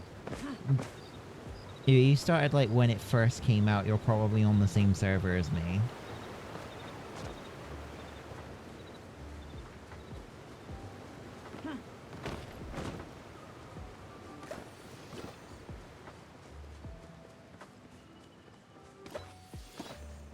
You dropped it immediately, like immediately?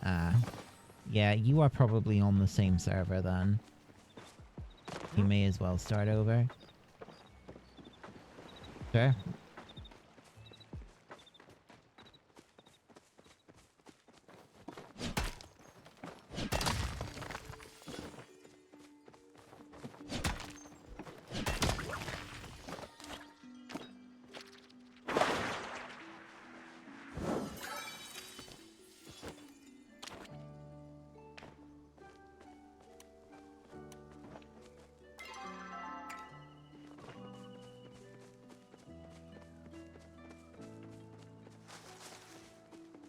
Bad habits to gacha chocolate. Yeah, that is completely fair.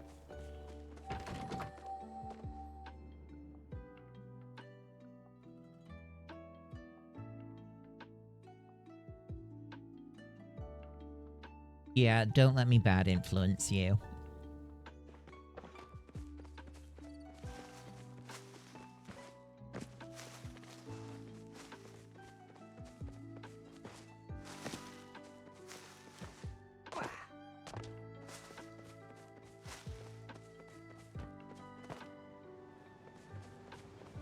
Because let's be honest here, the fur bait only works for so long.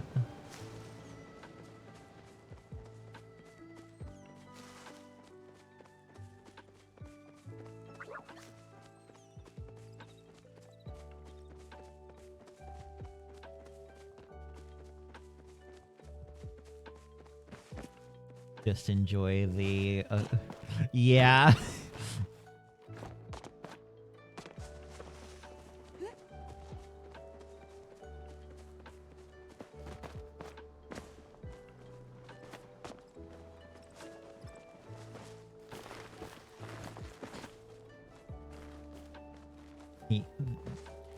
I feel the whole, like, wait and see if they're going to commit is exactly how I feel about, like, Zenless Zone Zero, to be quite honest.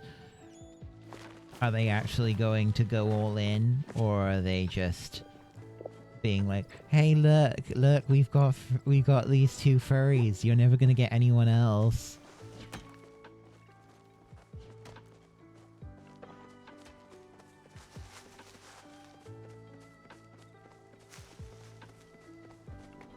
But yeah, the fact that the official dislike like account is like commissioning well-known furry artists for very spicy things is pretty wild, not gonna lie. Mihoyo is way too pretty.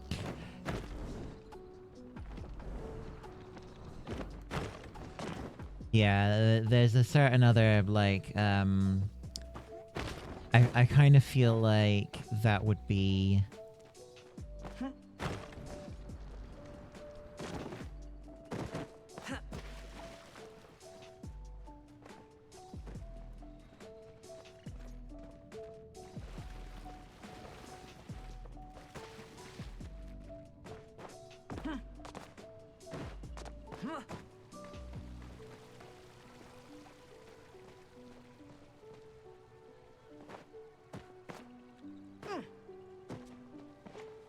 Well, yeah, that's a big part of why Genshin has held my interest for so long, is because I actually enjoy it as a game.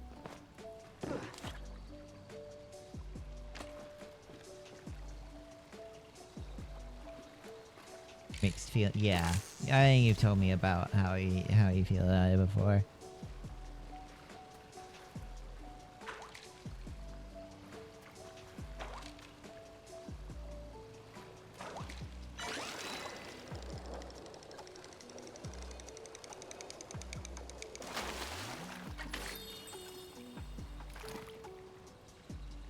It's not bait, they are committed. I think so, yeah. Like, giving him out for free. Like, the actual, like... And it's like, there's plenty of them, like, you know, you've got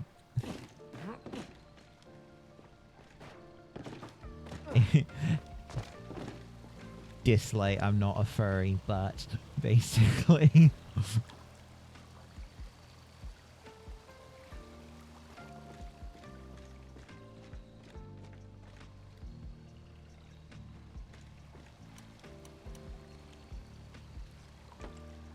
Oh yeah, I have to agree there, City.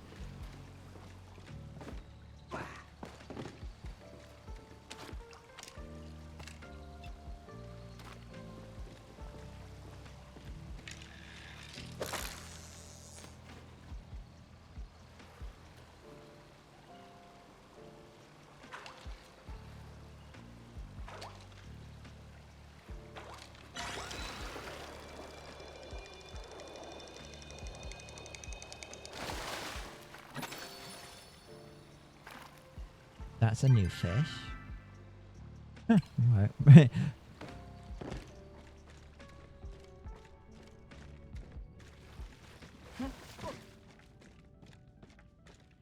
You think that may be the same guy?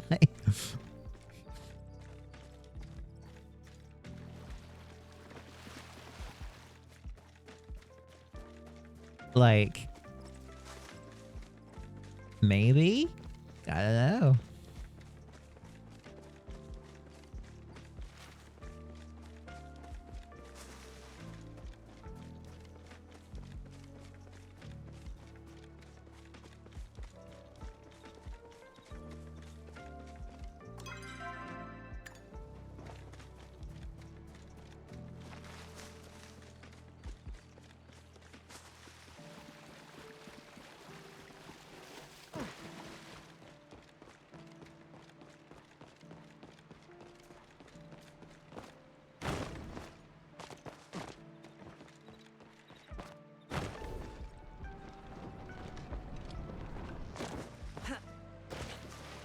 All I can really say to Hoyoverse though is you should be taking notes, because yeah, this like did was like impressively able to get me to play again. So yeah.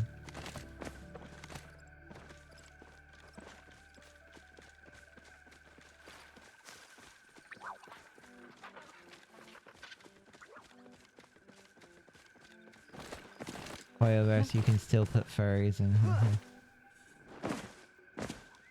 The flamehead dude is a nice little step in the right direction.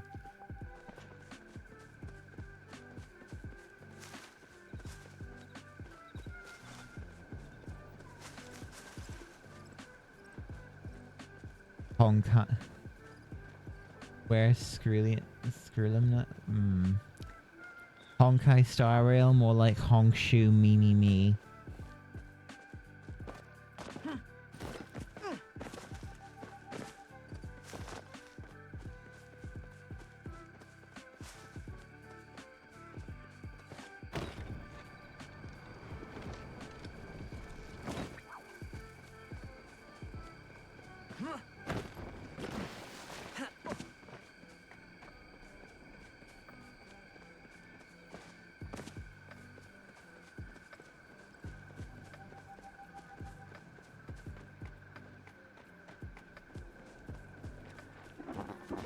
At least there's none who knows who. I don't actually know who this is, to be honest. All I know about is Svarog. And he's technically not the character. He's just, like, attached to the character. Brilliant appeared. Ah, okay.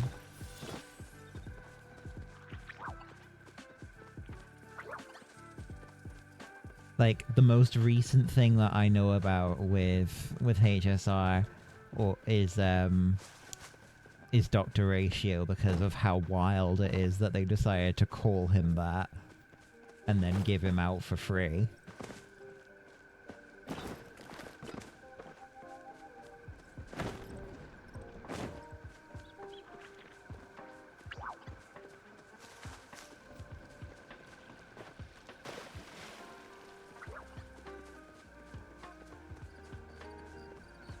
Like, I'm pretty sure whoever it was that designed Dr. Ratio, or, like, came up with the name is a Zoomer. Like...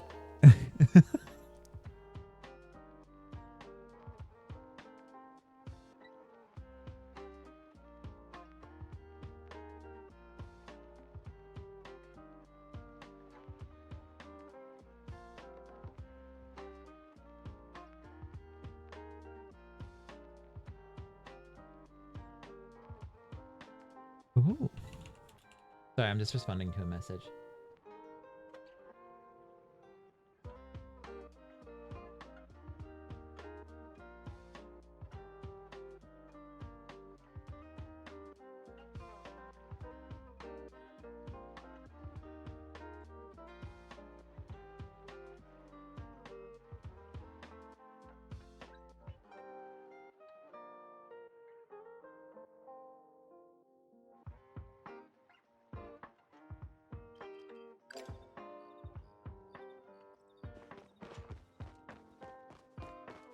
When Svarog literally does everything. Yeah, exactly.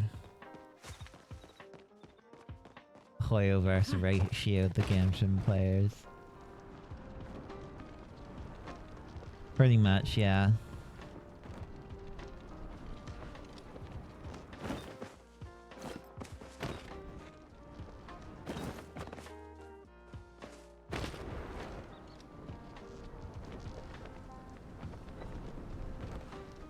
Like, they wanted him to be playable but couldn't convince the execs without compromise. It's because he's not a standard character model.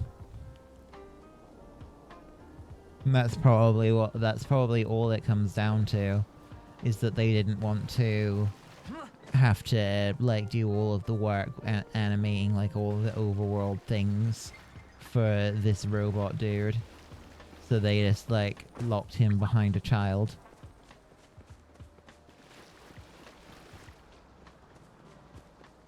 Farong was just a rip-off from a fake character. Huh.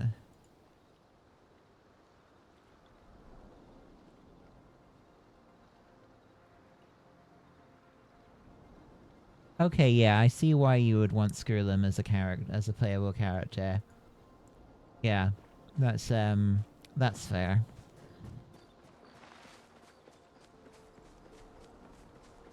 Gay baby jail, Clara as the warden.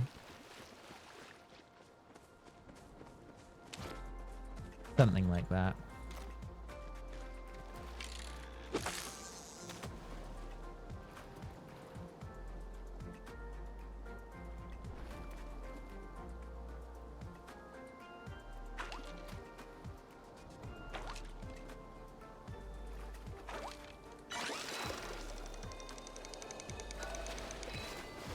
Never. It's not a Teranu stream without it having like discussions about gacha, isn't it?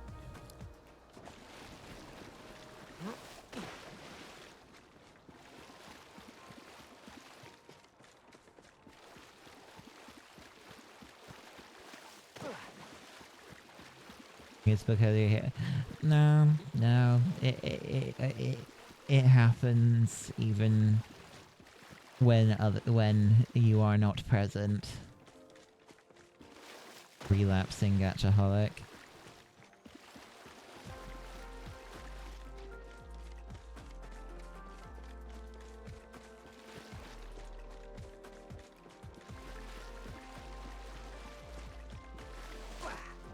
I will say this though, like, it's always quite funny about to watch or to go into like the review section on Dislight and read the comments, because like most of the time it's not useful information, it's just people being incredibly like degenerate.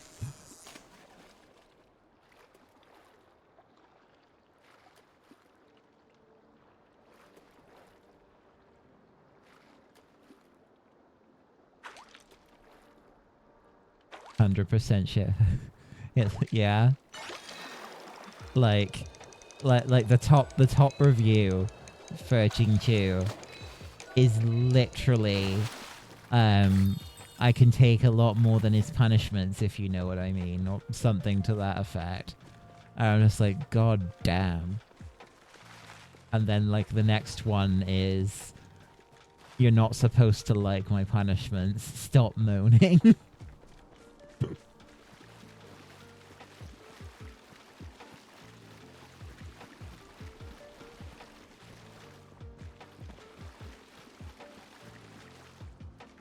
You're sure a lot of people want to be stepped on by him?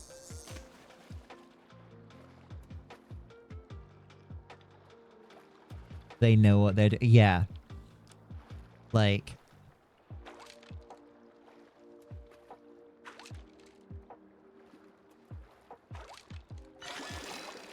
like, everything about him screams BDSM kink.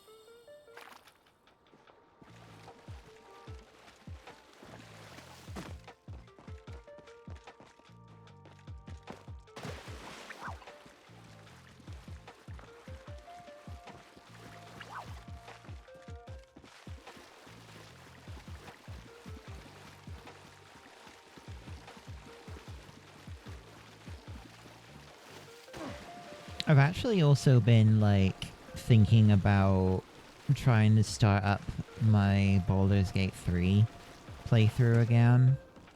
Like, I might have to just start over, but I really would like to try and get back into it.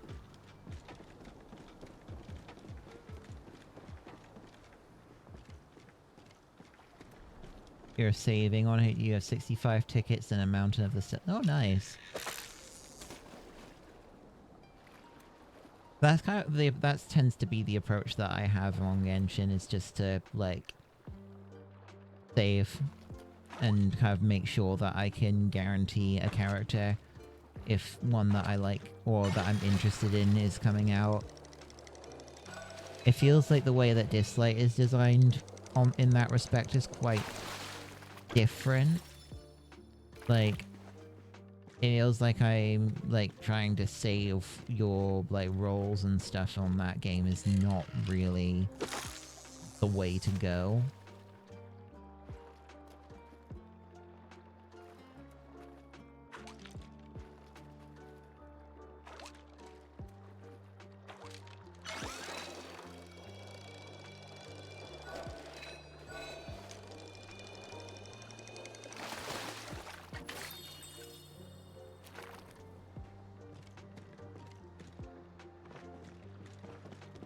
I think the reason for that is just because of how it's designed gacha-wise. E1 low child under for yeah. Like at the moment, in terms of like new or upcoming characters in Genshin, there isn't currently one that I'm interested in, and I'm more likely to just want to keep saving and to get constellations for Farina the next time that she gets run, because it's a long-term goal, but a C6 Farina is very interesting to me in terms of actual gameplay. So yeah.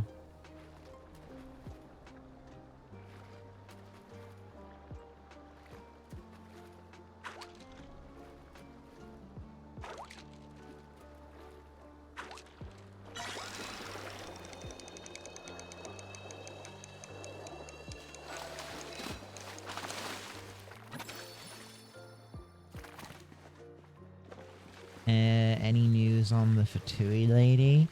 I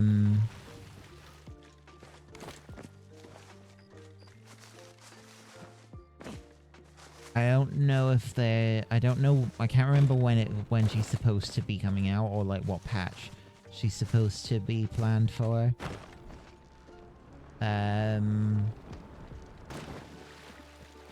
The only things that I've heard is that apparently her kit supposed to be more designed for overload than for vaporize. That's about as much as I've heard.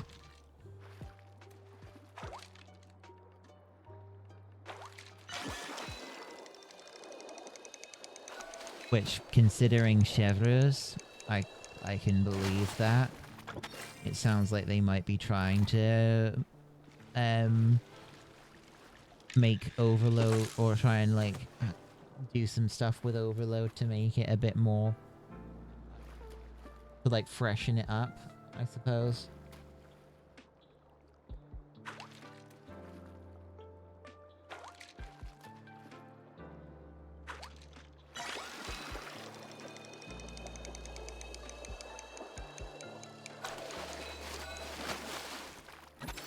Probably is your album where you really just like how her verse get leaked and spoiled into oblivion.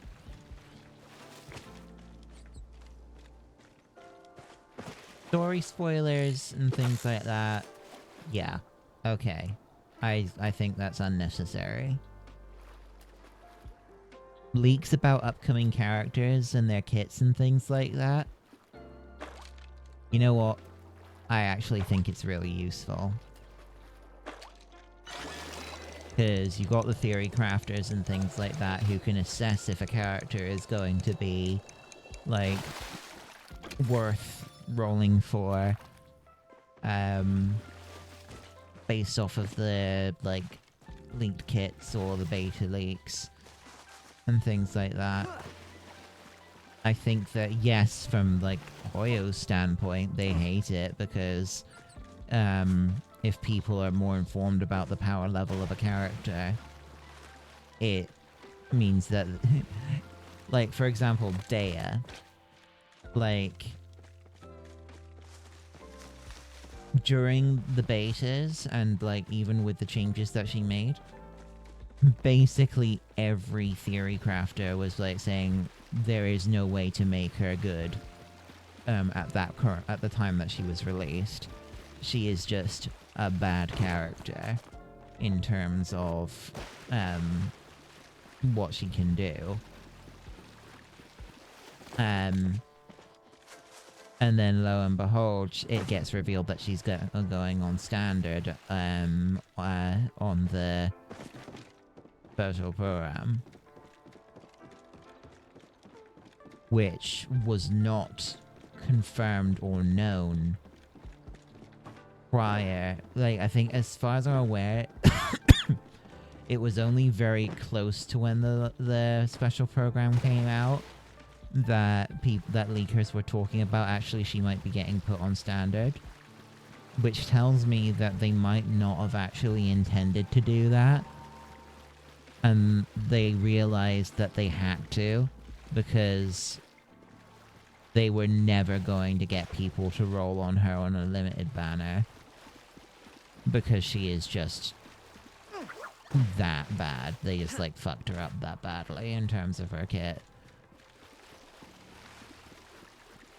And also, there is, like, the whole element of there being, like, you know, other not so gameplay related reasons.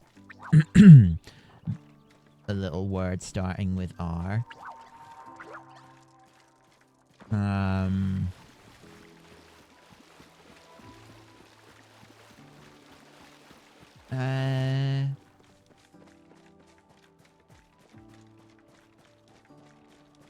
Oh yeah, there was a huge, like, thing about it where basically people were...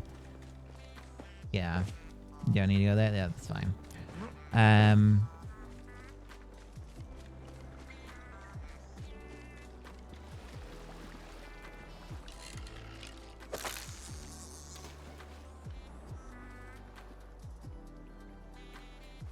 So, I think that the decision for her to go on standard was a decision that was made later on when they realized that that because of the leaks revealing what the capabilities of this character, that no one was going to roll for her, or, like, she was going to be incredibly unprofitable. And that it was just not going to be worth ever trying to run a limited banner for her again, so just put her on standard.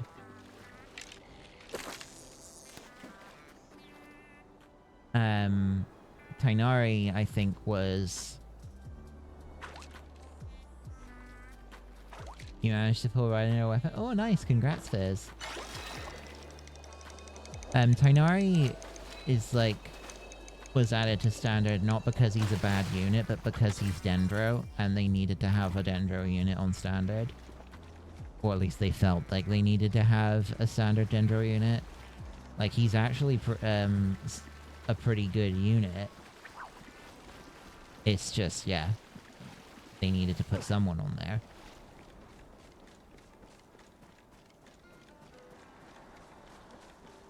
I think it would have been pretty detrimental for the game's health if there was no Dendro 5-star on the standard banner after Sumeru.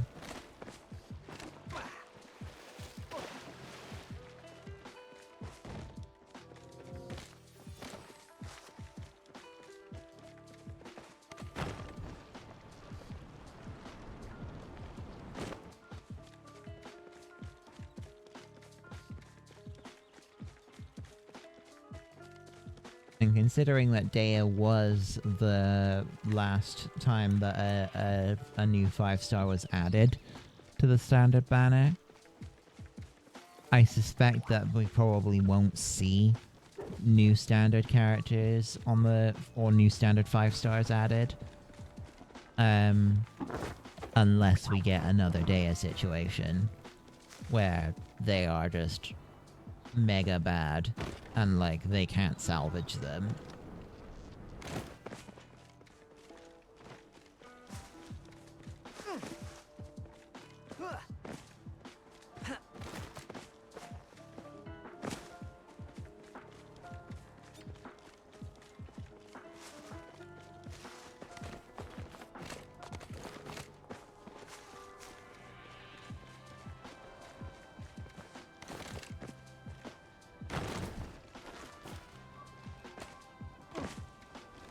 The fact that standard 5 stars are just there to make people sad mad is kind of lame. Some of them, but not all of them. Like, yeah, of the ones that are on standard, got, I would say that the ones that you are probably least happy about getting at this stage is Diluc, Dea, and Gigi. The others are actually decent units, especially with some recent things that have happened with meta shakeups. Like, for example, when Sumeru came out with Dendro, Kaching actually became a very solid unit. Like, because of the Dendro reactions. Mona has always been, yes, niche, but she is good at what she does, like with her damage buff. Like, she's always had some value in that respect. And Jean, although I would say that Jean's gained a lot in value because of Farina, and the fact that she is like a press one button full heals team is very synergistic with what Farina does for team buffing. Because you need to have someone who can do team-wide healing to make proper use of Farina. And also, Jean is the Sunfire interaction that Jean has. Again, whilst it is niche, there are situations where having that is incredibly valuable. So it is still worth having her. And then Tainari is still a very solid Dendro unit, and actually got pretty well buffed after. Hey hun, thank you so much for the 54 months. I hope you're doing okay. Again, actually, Tainari was another one that got buffed by Farina's release because Farina works very well as a quick bloom unit for him. You fell asleep again? Oh. The bed gravity got you. Are you still in bed at the moment, or have you got a nap?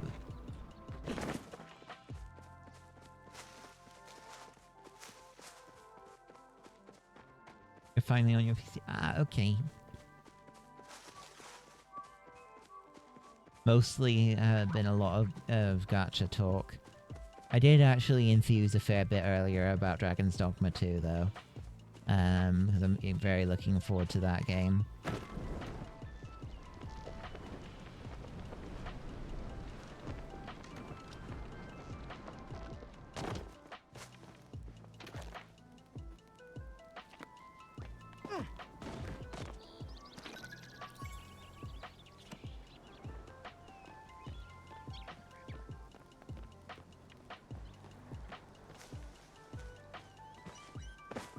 The chonky boy meta, yeah. The fact that I don't know if like in speedruns if large characters are used. Oh, actually, yeah, they are. Like in speedruns, large characters are used in Dragon's Dogma because of the windy area.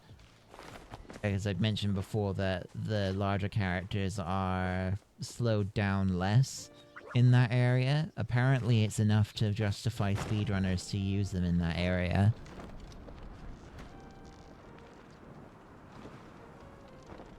Yeah.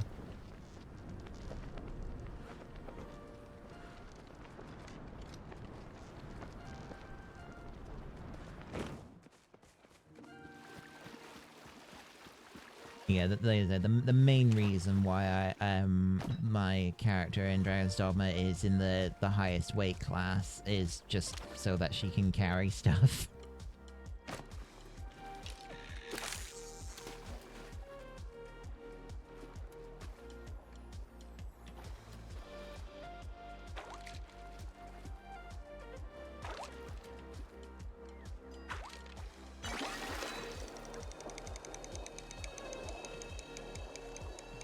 Ashel, my player character is a giant woman in Dragon's Dogma. I don't play as a dude. What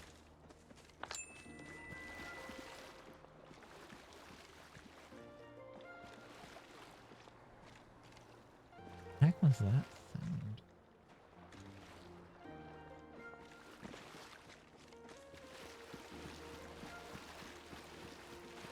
Big body appreciation. True.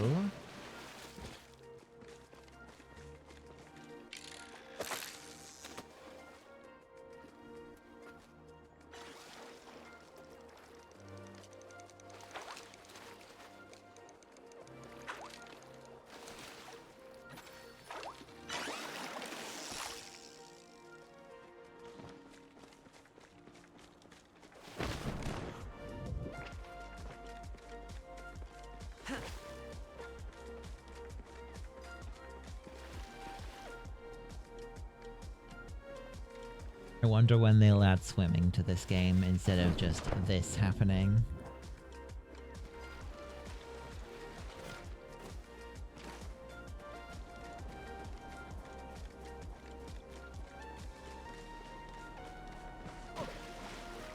Apparently, humans have the buoyancy of a fucking boulder in this game.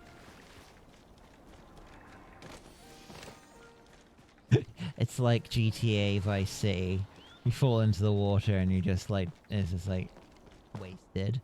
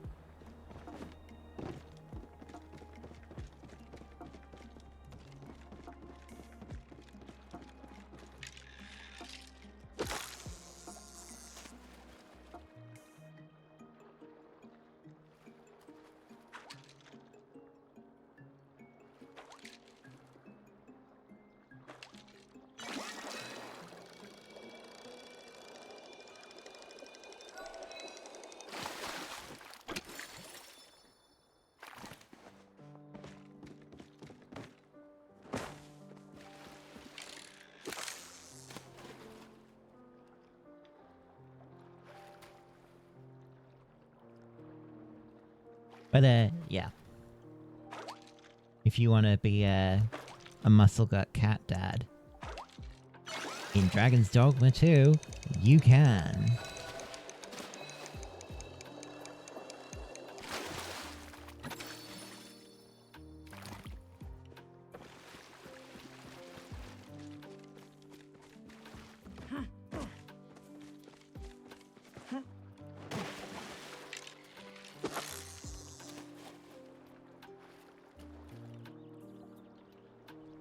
What about making a full team of them?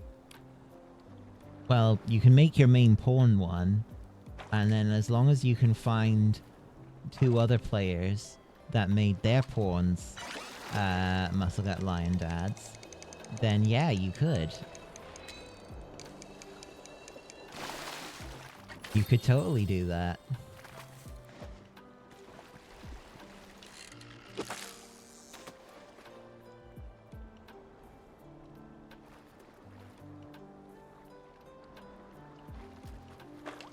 You trust that we fairies share the same brain cell? Oh yeah, there are gonna be a lot of them.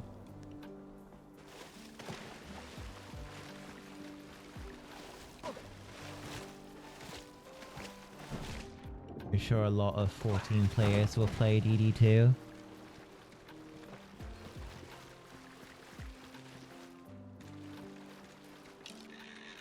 I'm hoping that I can at least convince some people to play. Welcome back, Zeddy. Like, that would be fun.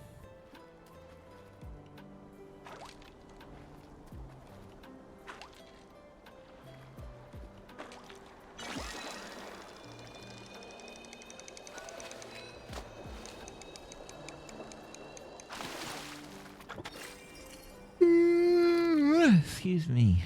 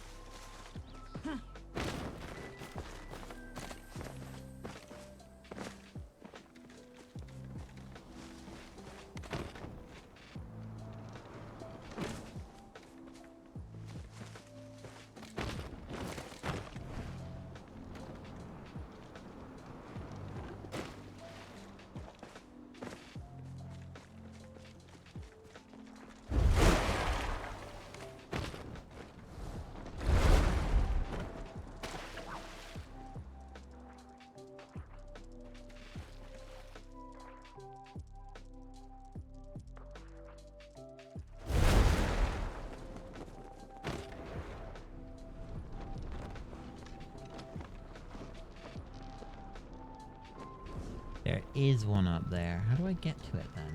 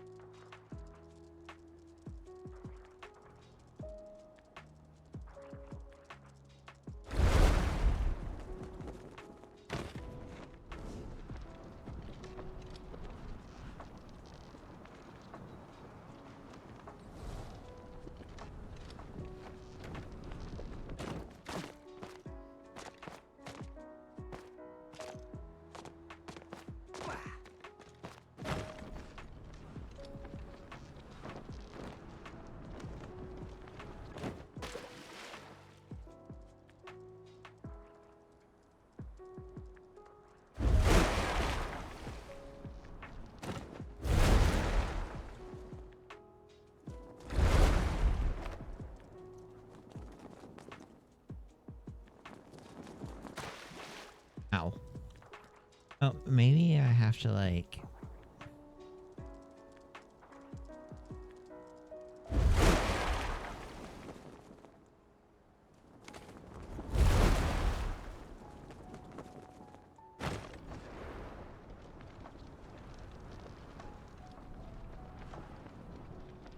Oh, no, it doesn't have full damage now.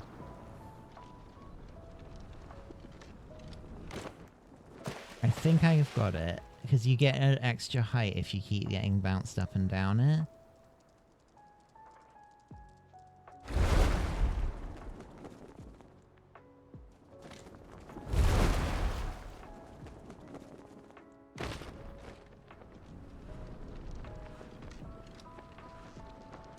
There we go.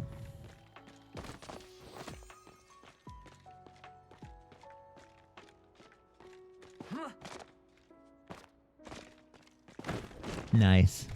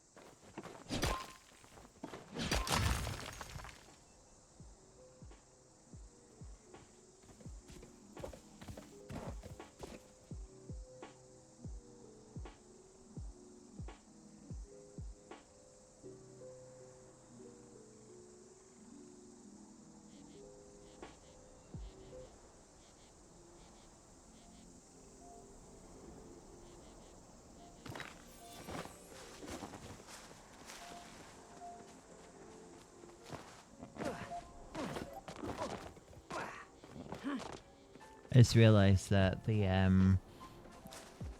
my playlist might have started to play things that weren't part of the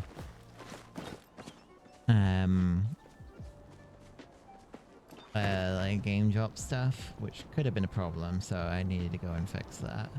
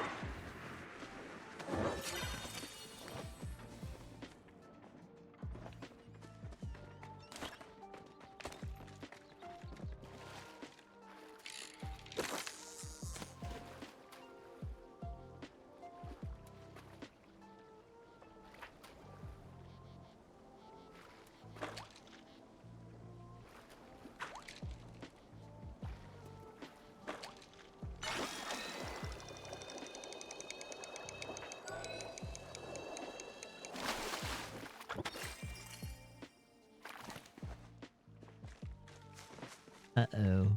The bag is full.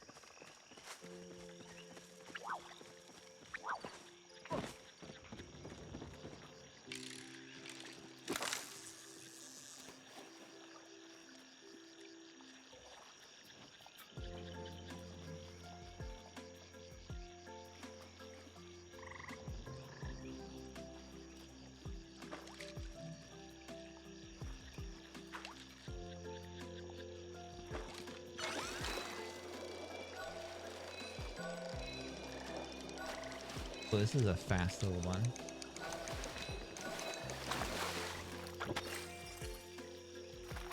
Enchanted pupfish.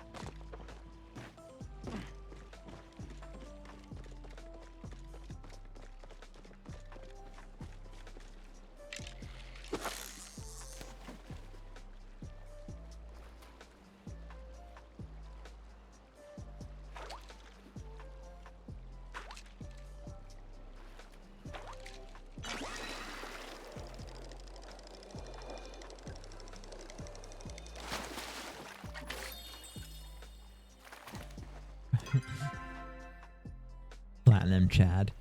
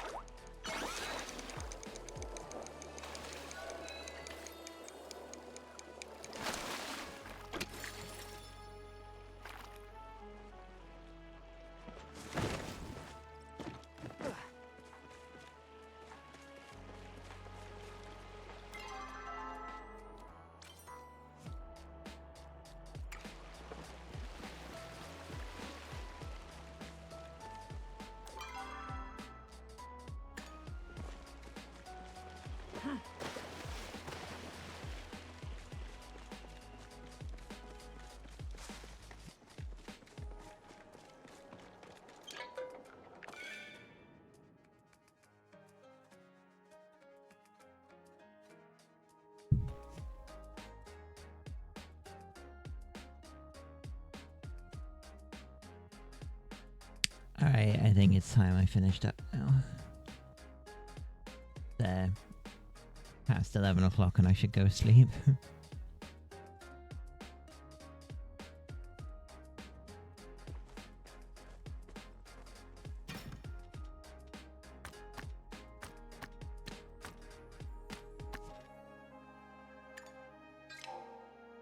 Indeed, it is EP time. So thank you everyone for watching. I will see you all again on Tuesday. Yeah. I'm gonna send you all over to Ludren.